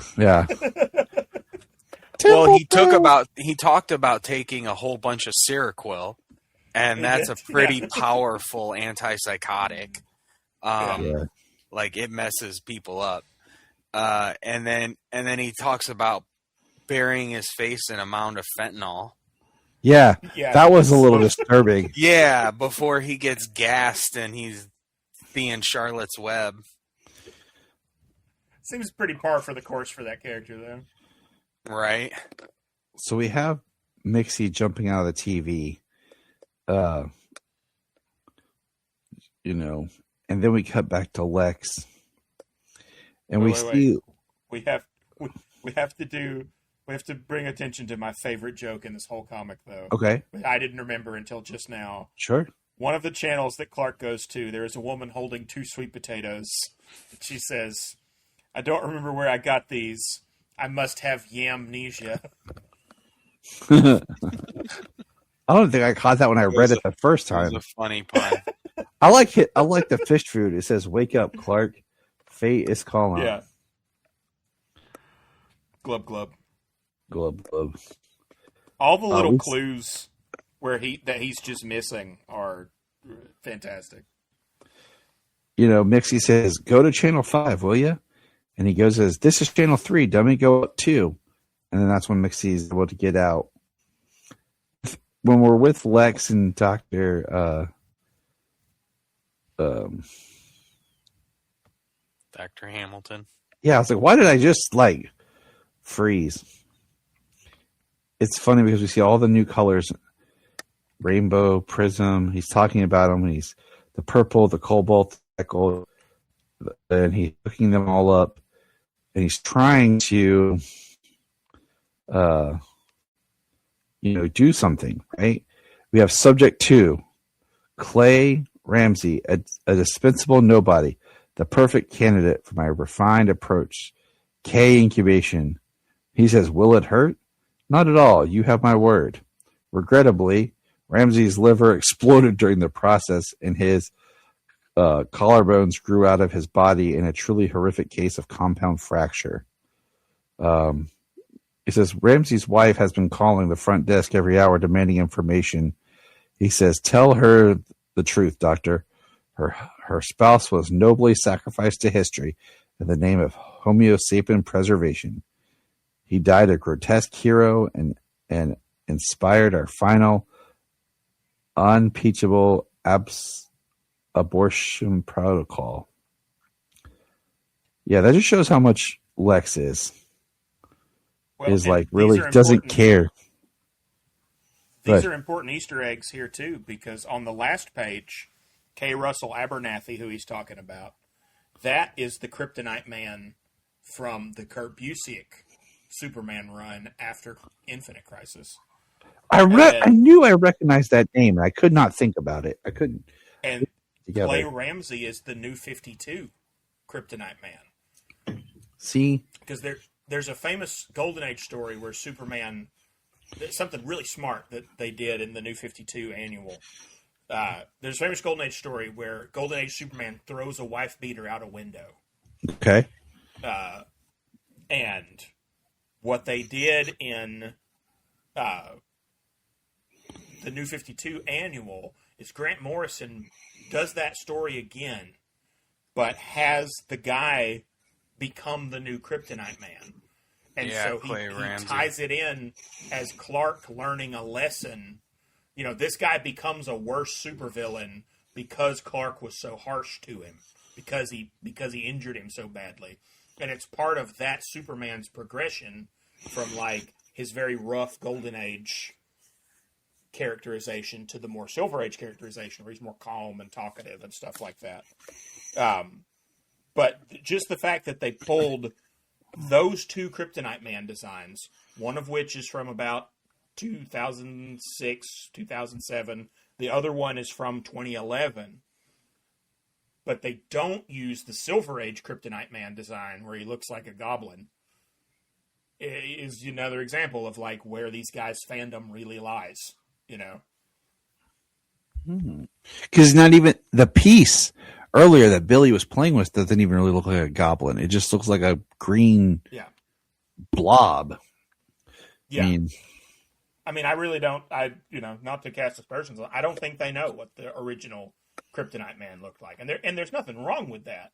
It just is an interesting, like, this comic wants to pitch itself as being a throwback so hard, but I don't know that they're really as into the comics that they want us to believe on as they want us to believe they are. This is great insight. Yeah, they did something similar in the New 52 with Batman as well. Did a story. Oh, really? Yeah, did a story where a character that he was going against is the person he dropped in the acid. I can't remember which issue it is. I'm actually looking it up to see if I have it saved, but that's funny. I'd always kind of thought that we had all decided to retcon that into the Joker. Which obviously it couldn't be, because the guy who he throws into the acid in Detective Comics 27 that he says a fitting in for his ilk is a very fat guy with a Monopoly Man mustache. Yeah. But I definitely think that that's where Alan Moore got the idea in the Killing Joke for Batman to throw somebody into that chemical vat. Yeah. So it's interesting that they've ripped on that more than once. That's a good call. Because I'll be talking about 3 Jokers with a friend here soon. That's another point to bring up as we discuss that. That is, Jeff Johns is my favorite writer, but we've managed to hit both of my least favorite Jeff Johns comics on this. Shazam Reboot and 3 Jokers are both. Even the best cars run out of gas sometimes.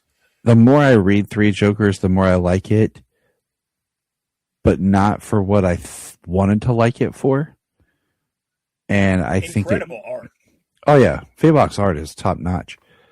Yeah, I think it's Detective Comics number 27. Scott Snyder's 0 year. Yeah, it's his 0 year run. I haven't really read his run in a long time, and I think I might soon. Oh, that is the Joker that he throws into the thing, and the leader of the Red Hood gang. Yeah, in Scott Snyder's it is. I thought so. Yeah. In 0 year, part 1. Because Greg Capullo's got that redesign on the leader of the Red Hood gang where his jaw comes out from under the mask, so you can see a little bit of that Joker. I mean, I don't think they explicitly say it's the Joker, but I definitely think that was supposed to be the hint. Mm-hmm. Is how I read it. Yeah, it was extremely. It's just very close. Very. Yeah. I think they should have brought back the fat guy, Batman's original arch nemesis, fat mustache guy. whatever. Body representation for all those larger yeah. guys, getting the larger guy who's not the penguin. I'm for it. I was rooting for him. Millionaire jock comes in, beats up this fat dude, and throws him in acid. I feel like he's the hero. That's why they didn't do it. They're like, we can't have him. No, we can't have Batman look bad. What's Batman beating him up for? Not following the law during Prohibition? Me neither. Running a speakeasy. Yeah, get out of here. So we have basically it's revealed. I don't even know where we're at. Oh well, Lex Luthor cloned himself and made Kryptonite Man. So we have a man of Kryptonite. He's your clone, not a clone. I am Kryptonite Man. Then Mixie, we're back to Mixie. He says Brian Iac is going to destroy all of the fifth dimension. Brainiac? No, Brian Iac. And this is where it goes super crazy. We get first a storyboard part of the story, like drawn early, then Mixie doing like a spreadsheet on Windows. Then we have them like in very block, a cubism, and then we have these different crazy arts of things, Superman turning to spaghetti. Then we have the very useful instructions for surviving the fifth dimension flowchart. Don't be spaghettis, number 1. Read all instructions. Do not look at this piece of purple kryptonite. Then follow the pattern. Yep, I thought so. Every hero needs a 5D familiar. Mixie is not your imp. Take a COVID test. If stuck in the instructions, try Silver Agey stuff. Don't forget rule number 5. Every hero needs a fifth dimension familiar. And then you turn the page and it's like an old classic comic book. It says, continuing the narrative in a throwback fashion so as to just distance ourselves from those weird instructions. Hopefully Soups didn't skip rule number 5. And we cut back to where he is on the table.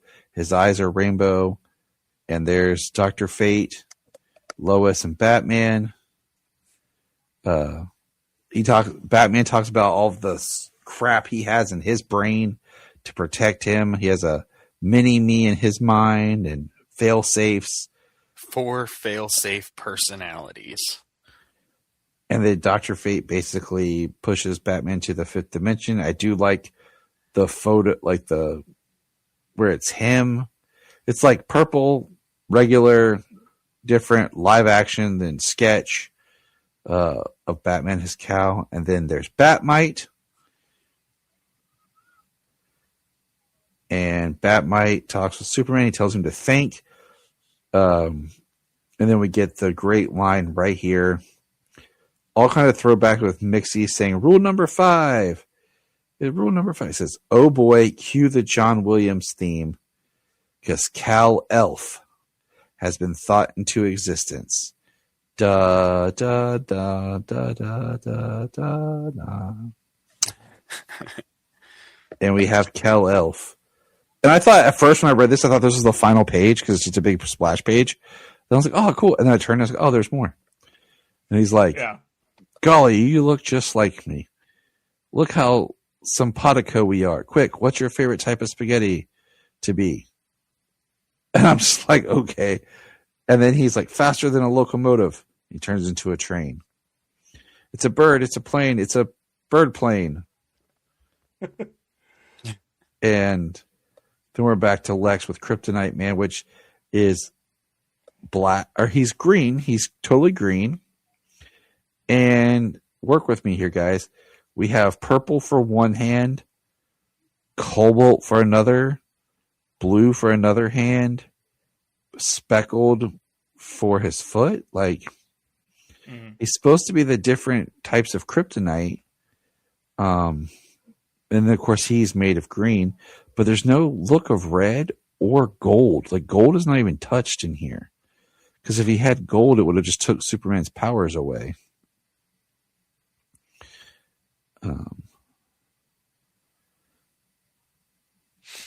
And Lex Luthor has all of the Bizarro bots, and he changed all of their. He reprogrammed them for hyper eloquence, not Bizarro speak. I mean, that makes sense. Which Tyler would be very happy about. I am very happy about. And then we get to the last part where it's just they're out of the fifth dimension, and then Brainiac is tricked Superman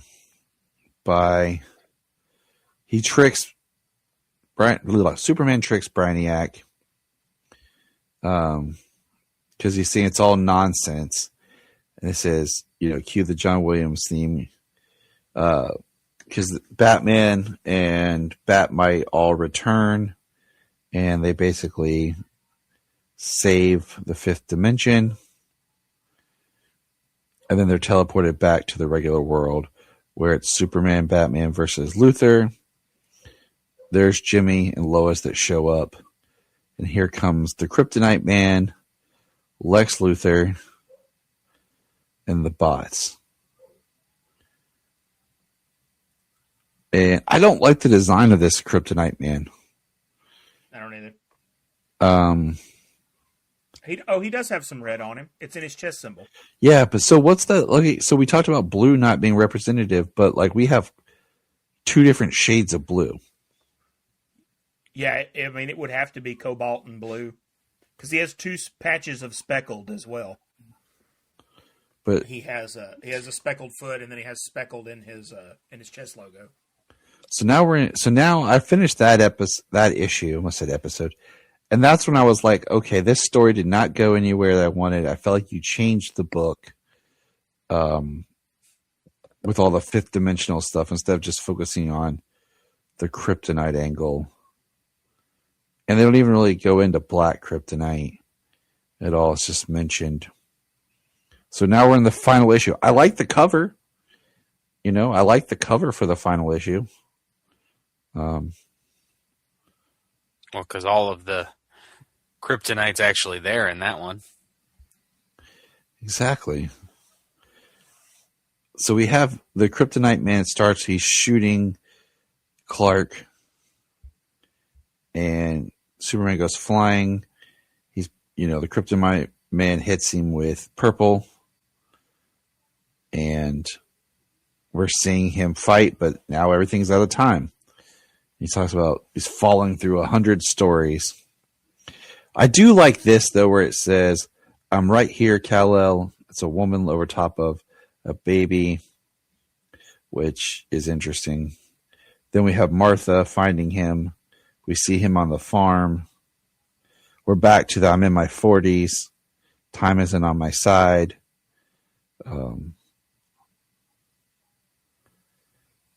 Batman gets injured. Jimmy's taking pictures. Lois is there. Then he gets hit by Cobalt.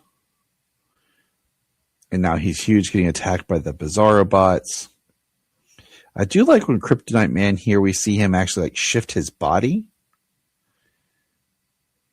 Yeah, he seems to be growing like crystals. Yeah, and I like that look better. I like that idea better. It'd almost be kind of neat. Okay, think about if he grew crystals, kind of like the way Iceman grows ice in the 90s, early 2000s, and then he could break it off. So he could literally grow a crystal from his body and break it off, and then there's a piece of kryptonite. And then he could grow any color of kryptonite. That would be cool for Kryptonite Man. I have a supervillain I have for my comic I'm working on named Flaw, who is like that. But he stabs people with them and stuff. He's kind of like that mixed with Wolverine. That's cool. Yeah. So then all of the Superman bots show up. We've got another Triangle Era reference here because this is very much like the cover of I think it's the Invasion crossover. Superman has a famous cover where thousands of tiny aliens are flying at him like this. I do remember that cover. That might be in the Toyman arc. I can't remember why. There's tiny. No, it's tiny aliens because they shrink them in the issue. Okay, I just remember the cover. Yeah, and that's got to be. He's in almost exactly the same pose. It's framed the same way. But again, not a Silver Age cover. Not an Al Plastino. Not a Kurtz one. Here is your reference that you called out where Lex shoots a missile of pink kryptonite that got into the story out of nowhere and never mentioned before. And it says, tickles, but there isn't a pink kryptonite. I would know. Another of Luthor's studs. Wow. I never really noticed the time to notice before. Did I ever tell you how smashing you look in bow ties, Jimmy? That's what I said to James first time I met him. Golly. Did I ever tell you how smashing you look in a bow tie, James? Yeah. He had me right then and there. Thought you were going to say that's why you grew your beard out. He was like, the next day, full beard. He was just like, yep. That's it. I got to obscure this bow tie. I like it because it says, are you sure there's not that pink K thing? It's not. It's one man appreciating the enduring, charming style of another. I wish I had done it more often. You're an amazing friend, Jimmy Olsen. Never change. And then Lois like, why is this starting to feel like the kind of long goodbye? So right there was two things. It was funny with the pink kryptonite, which really came out of nowhere and kind of makes me mad because it wasn't even included, like with this discussion of the spectrum and everything. It really is just out of nowhere. We see Clark saying his kind of goodbye to Lois, which, like I said, when you go back to like the All-Star setup where he says kind of his goodbye to her, and we have the robots with him fighting. And we see him as Clark, and then he's back as Superman, and he goes in. Him and Batman are making their last stand. Luthor pulls out the Rainbow K, and he calls for Kal-El again, and full splash page, which is in the style of, an homage pose to All-Star. And we see Superman like rips off his shirt and he's got these spots all over him. And they make a joke about continuity. And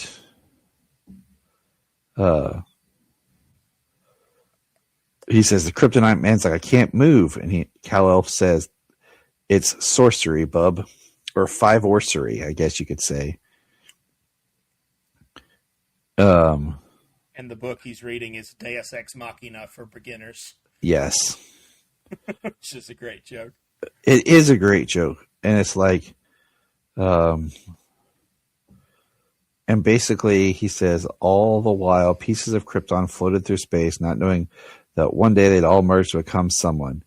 A story. And he puts like a Brainiac symbol on Kryptonite Man's head and he explodes. While Kal-El is eating popcorn. Which is kind of neat. Like, you defeat the Kryptonite Man by forcing him to have the same fate as Krypton. Yeah. I think that part's kind of cool. A lot of this issue doesn't work for me. Yeah. Oh, no. Like, the whole Fifth Dimension, if you would have done like a 2-part story with Kal-El like this, I would have been more on board with that as a separate story, but kind of, it feels very forced in this. And then Superman says to Luthor, Metropolis is not your home. Look what you've done to it. And he flies him over and says, shows him. And then my favorite part of the book is where he just throws Luthor.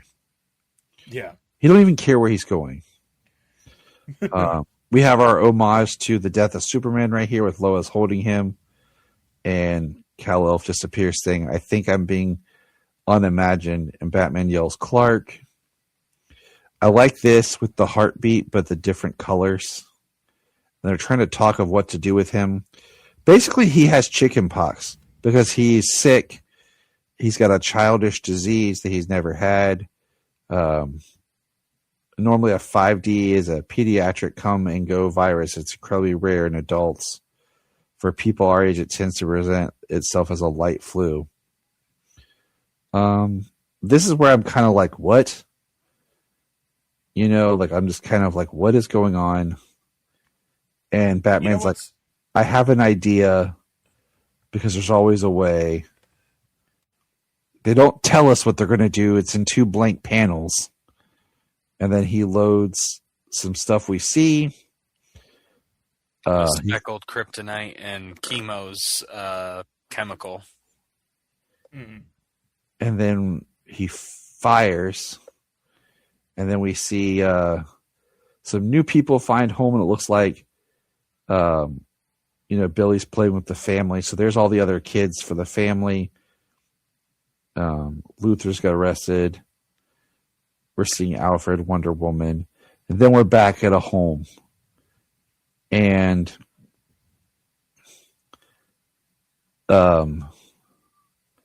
we see Jimmy, Lois, the spreadsheet lady, Adam Smasher, all working together in a house doing stuff. Lois has a baby bottle, and she's like, "That's me. And do you know where we are? Where are you, Clark?"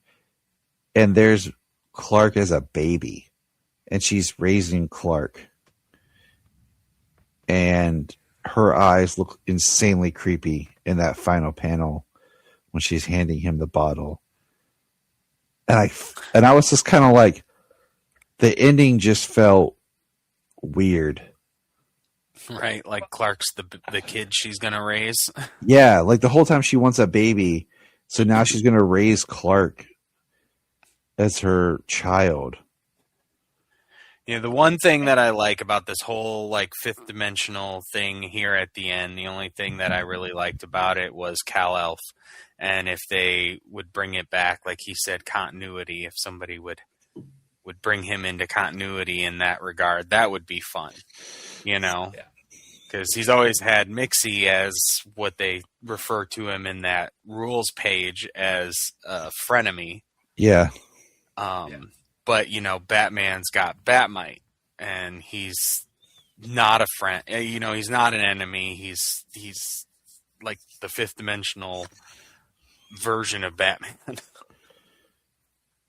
Go ahead, Logan. Go.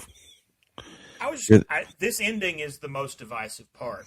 And I'm not in for a lot of the rest of this issue. I don't mind this, but part of that's because a lot of people who read this seem to think that this is permanent.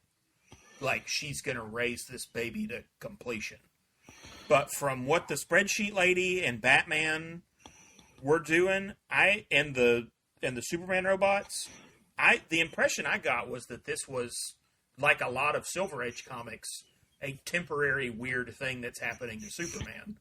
Yeah, they reverted him back to an infant so that way his body could fight off the disease like it normally would. Right. With no problem. If this was like, one of the 200 numbered Action Comics, this would happen in the middle and he'd be Superman again by the end. But in this, we end on that, Mm-hmm. And it also, it led to Lois learning his identity. Although I actually can't tell if the idea is that she knows who he is now. I think she already knew. And that was like something earlier where I was like, because that's what I was like when they were talking about the dating and going to dinner and everything. I was just kind of like, where? I don't think she's on a date at a restaurant with Superman. Right, exactly. I kind of thought she was, because doesn't she say something about Clark on that date? I could be wrong. I thought this was like, that used to happen in the Silver and Bronze Age. That would happen, especially in the Bronze Age. They would just be at a restaurant, and he's Superman and she's Lois, and there's on a date. And then she'd go to work, and Clark would be there, and she wouldn't know. Like, that's where that idea that you see in, like, Superman Unbound and Superman Doomsday, of, like, she's in a intimate relationship with Superman and doesn't know that he's Clark Kent. That all starts in the Bronze Age. So that's kind of what I thought was going on in the earlier part of this. The fact that, I was gonna say that the fact that we're debating is we're not sure speaks to the writing. Yeah, I mean that's the problem with the last two issues. Is the last two issues are very muddy. Like the first three are very cohesive. It's easy to understand, but I think you can even kind of see the wheels falling off a little bit in 3 though, because like I said, I love Superboy, and they really pitch it as being, oh, this is Captain Marvel and Superboy, but it's not really Superboy. It's Superman in a kid body. Yep, and that leaves some of that stuff on the table. You know, and like, and it just kind of gets muddier from there.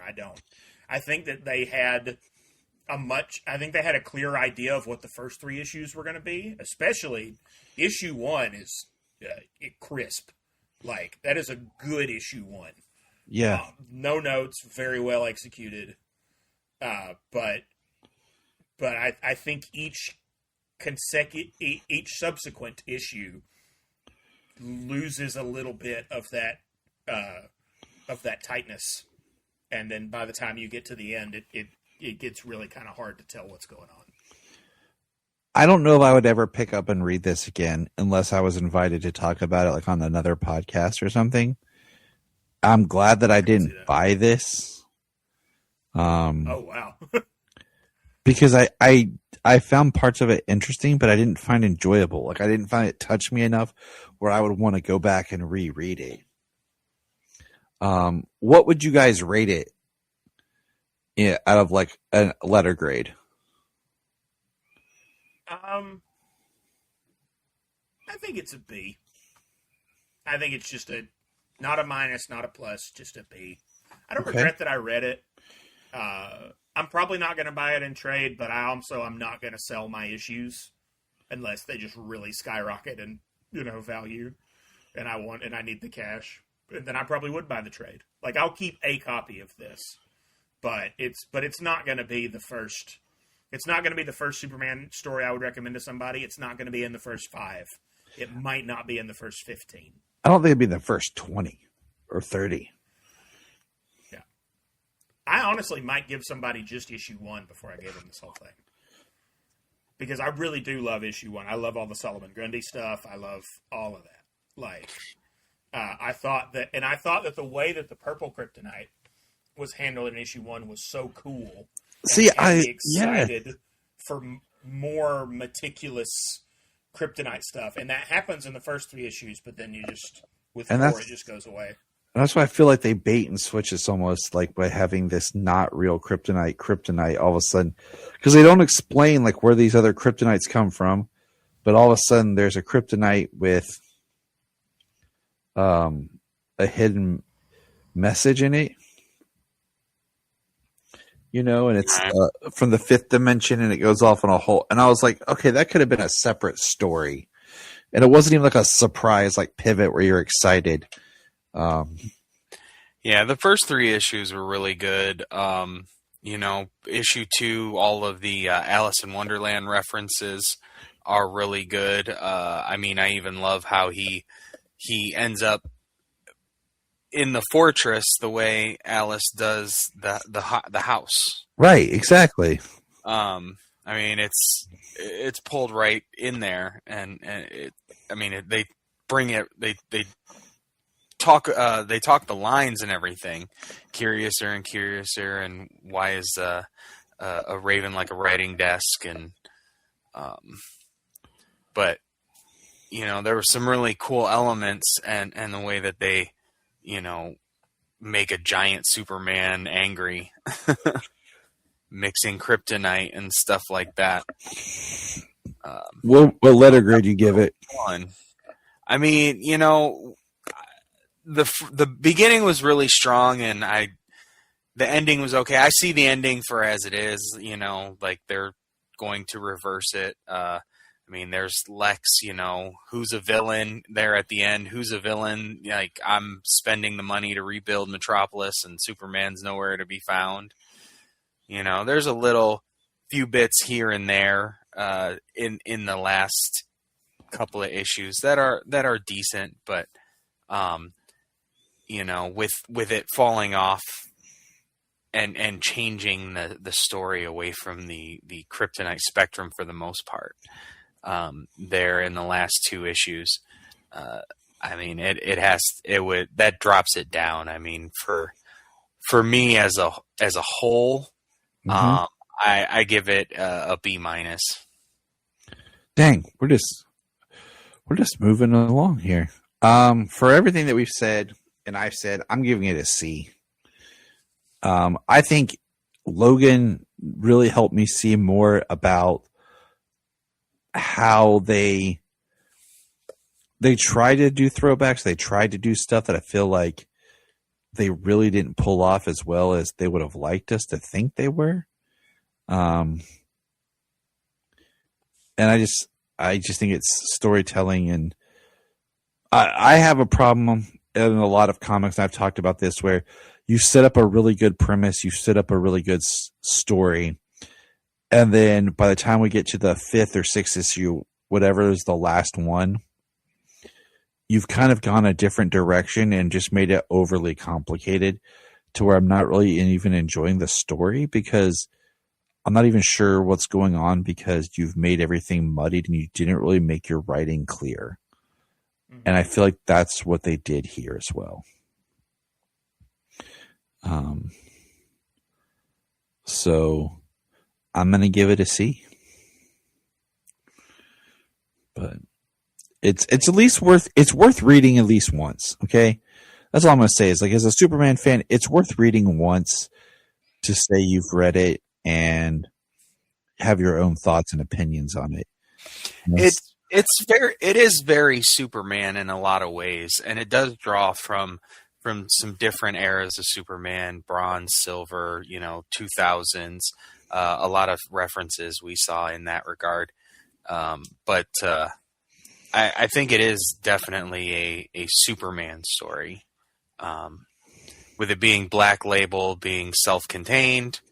It's if you wanted a really fantastical story along the lines of an All-Star or a Silver Age story, then I think it would be a fun read. Well, I think I realized while I was digesting what Tyler was saying as his ranking, who this comic is for. See, there we go. I think if you're a diehard Superman fan, this isn't really for you. I think you'll get something out of it, fun, but you're going to almost certainly, the stuff you like about it, you're going to think of a comic that does it better. And I think if you're not a Superman fan at all, this definitely isn't for you. But there is a whole crop of people, and you can find them online in a lot of posts, especially on Reddit, who think of themselves as who are Superman. Let me say, like, I'm not gatekeeping. They're Superman fans, but the only Superman thing they like is All-Star Superman. That's the only version of it that they've ever enjoyed, that they're interested in seeing more of. And I think that's who this comic is for. If you're, I don't mean this in a bad way, but those readers are kind of elitist. Yeah. They don't tend to do deep dives. Same people who just like Christopher Reeve, and that's Superman, and that they're Superman fans, but when you talk to them, it's just Christopher Reeve. Yeah, well, I mean, and there's lots of different crops of that. But to me, the All-Star Superman reader, if you ask them their other favorite comics, it's probably going to be The Killing Joke, and that's the only Batman they've read. Or they really like Sandman, but that's the only, just a lot of the like prestige graphic novel stuff. But they're not monthly readers, and they're not really doing deep dives on these characters.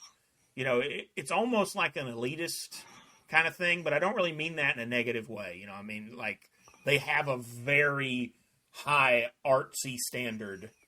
Vertigo DC Comics are like their holy grail of what a comic should be. And I think those people really only like All-Star Superman when they think about Superman. And if you're in that box, I think you probably love this comic, because they love that kind of trippy, psychedelic, I hate to use the word muddy again, but not clear. The vagueness almost helps if that's your favorite kind of book. And I think they would really enjoy this. If you're reading this and your favorite comic was like, Shade the Changing Man or Sandman or something like that, then you probably really will like this more than we as people who are coming to it as big Superman fans do. I'm going to say that I'm going to look out for our other podcasting friends and everything who are more All-Star fans to review this and hear what they have to say. I love All-Star Superman, but my hot take is I don't like Birthright. So you and I are really in the same boat. We just pick different books. I like Birthright up until like the third act. And then I'm like, I like it. It's good. But at the third act, I'm like, okay. I don't really All-Star, I like the first issue. And then it just like, My thing with Birthright is like when I read it the first time, I thought it was all right, but it really just felt like a regular Superman story to me. And then as the years went by, it climbed higher and higher on this pedestal that I don't understand how it got up there. I don't know if it's because it's an origin that's really easy to consume. You don't have to read anything else. I don't know. It is. It's a trade. That's a beginning, a middle event. It's a starting point, but you still get Superman in it compared to, like we said here, like I would never give this to anybody to read unless they are a well-vetted Superman reader. Yeah. Like if it's one of us, okay. But anyone else, like who's just like trying to read comics, no. But I will say I definitely don't have my finger on the pulse of this because I like Secret Origin a lot. I love I think that comic is fantastic. Secret Origin is one of those. I like issues 3, 4, and 5. Oh, okay. You don't like the Superboy stuff? Nope. Oh, okay. I'm a big Superboy fan. See, I like Superboy. That's the thing is I like Superboy. What Mark Waid's doing with it. I don't like the Legion that much. I'm not a huge Legion fan. I love the Legion, but that's a to each their own. Not everybody has to like everything. Like I'm a big proponent of that in comics. There are some comics that are just not. They're not for everybody, And Birthright is not a bad Superman comic. It's just not my ideal Superman comic. And if it was me picking a first Superman comic to give a new reader, it would be Secret Origin, because I feel like Secret Origin, if you read that book, any era of Superman is opened up to you, right? Whatever you read next, you're kind of prepped for. You know who Lex Luthor is. You know who Ma and Pa are. You know who the Legion are. You know who you got Metallo. You got a little bit of Justice League. You got the Daily Planet cast. You got a pretty good story, and then anything else you read after Secret Origin, you're good to go. See, I'm gonna go ahead, finish. Go ahead. I'm just saying, like that's the upside to that to me. Whereas I like Birthright, but I don't feel like it does. I feel like if you read Birthright and then you read a Superboy comic, you're gonna be like, "What is going on? Isn't he supposed to be in Afghanistan or something right now? Why does he have a dog?" And see, I can see that, like, because Birthright was to be a new launching point. So I threw out here today online. I threw it out yesterday because I wanted to see what I could get. What are the most overrated Superman stories? I started to ask earlier when you brought up All-Star. I'm going to say that I'm a big All-Star fan. I love it. But if that's your pick, you might be right. I am not voting, okay? I didn't vote.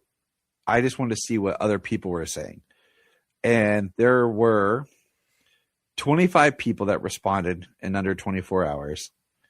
You're very popular. You should feel good about that. So some people just retweet, shared it and stuff, and I'm like, okay, that's cool, but could you make a comment? But there are 1, 2, 3, 4, 5, 6, 7, 8, 9, 10, 11, 12, 13, 14, 15, 16, 17 stories that were mentioned.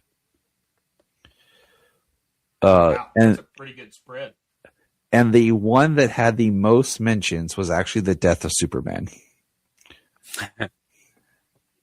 And then all the other ones, so that had that had 4 mentions, like I said, out of the 25 sample, and then the others all tied with 2, and that was Injustice, Birthright, All Seasons, All Star, and Man of Steel.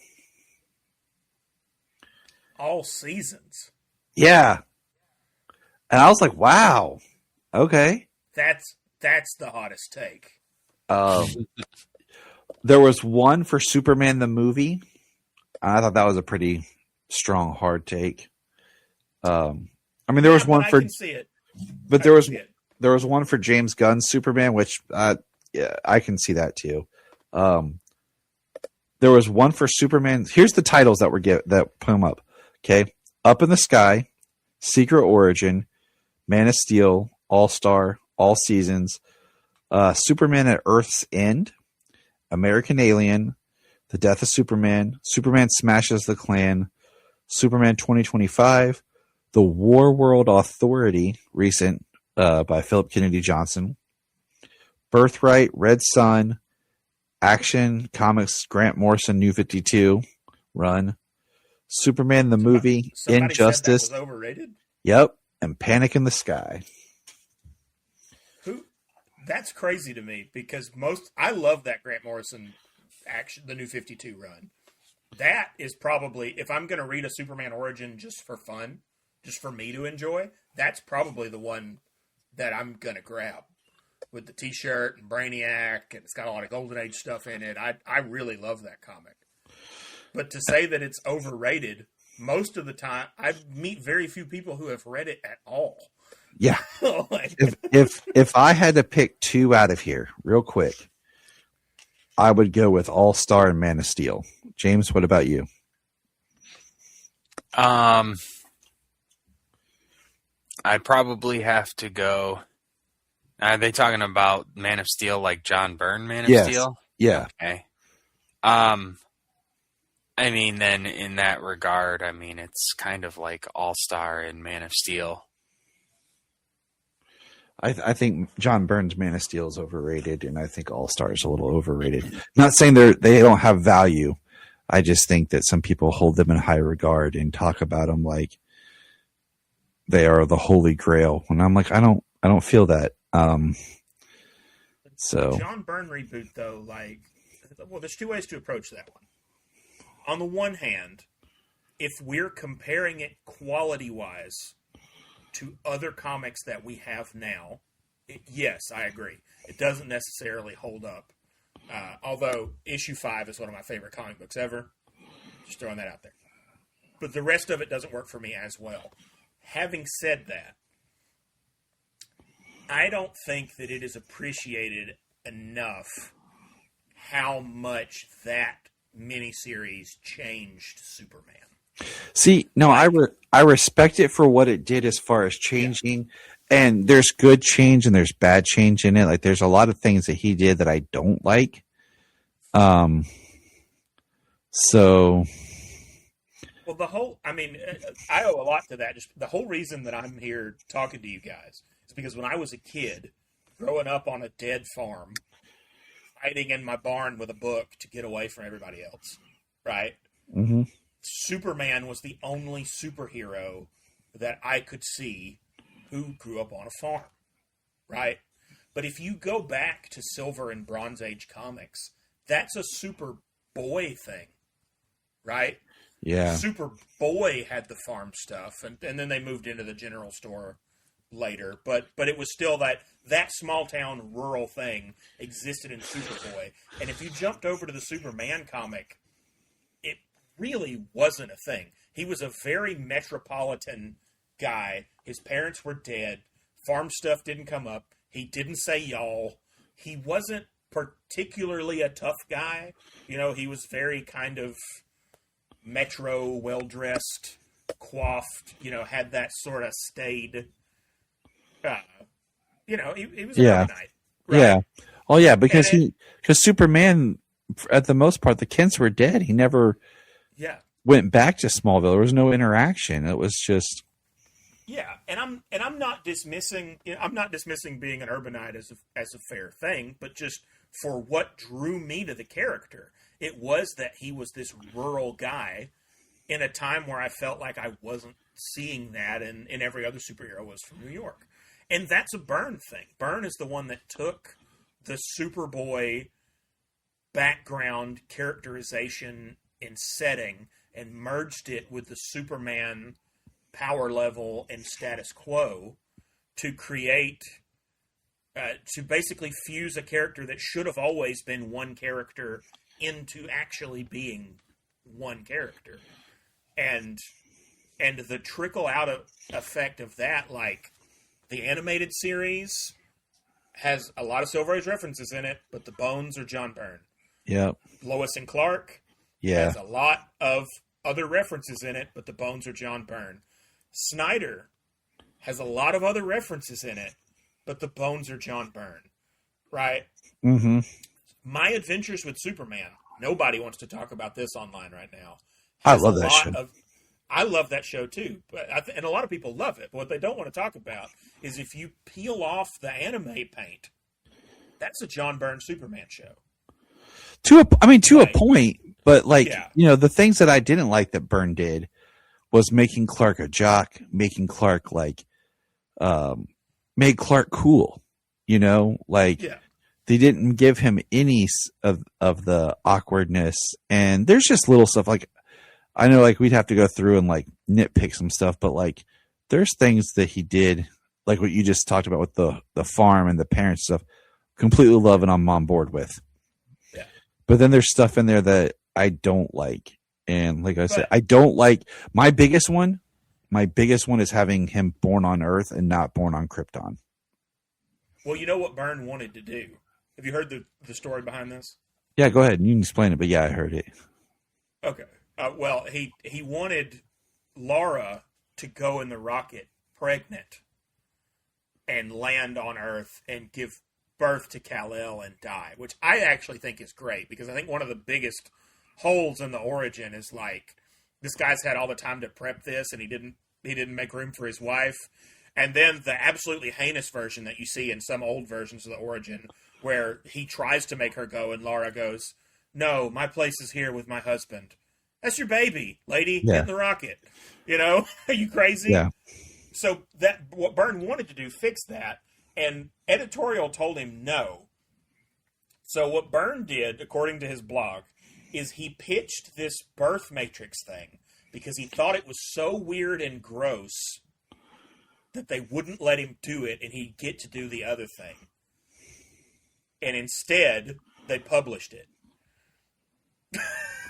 My thing is just the idea of changing it, period, from him not being born on Krypton makes me mad. Because as a parent, there is something more powerful to that moment of, I can't save myself, but I can save you, and putting you in this rocket. And that emotion of holding your child and having your child be in your, and then letting it go on the faith that it'll live and be okay. Oh, I don't disagree with it. And they took that away from not only him, but they took that away from the parents as well as a big setup. And I don't like the way he had Krypton either. And I go back and forth. I like bleak Krypton because really that's the first idea. The radio show is the first time that I know of that they depicted what the Kryptonians were like, right? That's where we get the idea of, we get to hear them talk, and we get to hear them shouting down Jor-El. So that, to me, just put it bluntly, the fact that Kryptonians suck is really important to the story. Oh, I'm okay with that. Right? I'm okay with Kryptonian. I just don't like the look of Krypton. I don't like the design. I don't like how they're Lara's dialogue and stuff, talking about they have their the shirt off, they're beastly. Love that stuff. And how they're not even connected. Their race is so disjointed. They don't even touch. And the Poison Elves lady had a quote talking about it where she said, John Byrne wrote a Krypton that deserves to blow up. Yeah. And, yeah. But I kind of like that. Because, I'll tell you why. Because I love the idea that Superman could only happen the way that Superman happened, right? Yeah. If he had been born on Kryptonian culture, even if he'd found his way to a yellow sun, that the idea that culture was so broken that it let itself blow up, and that it couldn't have produced a man like what you got because you took what they had and then it was raised by the Kens. That's why I like the bleak Krypton. I don't think that the version that Mark Waid likes with the more Flash Gordon-inspired Krypton really jives.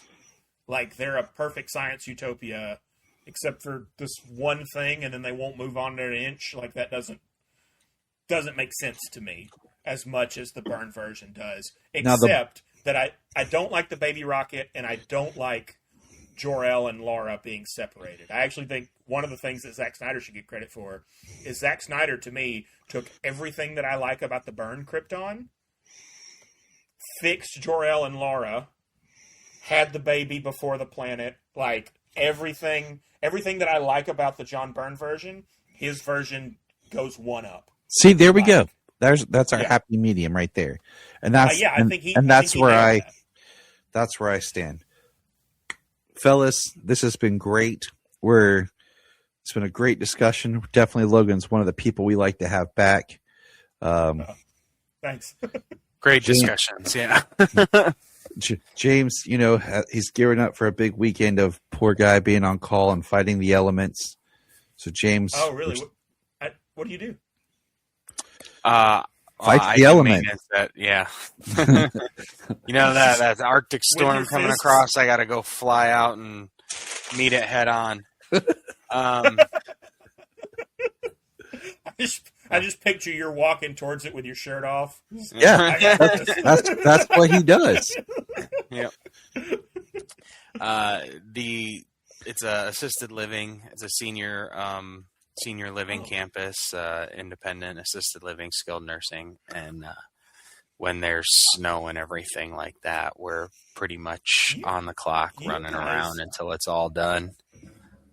You guys are incredible. You between the two of you, you've got the human race on both ends, right? Like, we got this, right? He's taking care of the kids. You're taking care of the elderly. Like, you're just gonna save the whole world. That's what we do. Beautiful, man. That's why we're red and blue. What? All I do is, yeah, right. I'm so jealous. All I do is hit trees. He's like, I go out and I'm actually manly, guys. No, but I'm not doing it. Yeah, you're saving people's lives. I'm just lessening the oxygen. So we can build subdivisions and crap. Like, oh, good times. Logan, where can people find you and listen to your podcast? So we're on hiatus right now because my wife is desperately trying to squeeze a baby into the atmosphere. Yep. He's due in May, so we'll probably be back sometime around July, if I had to guess.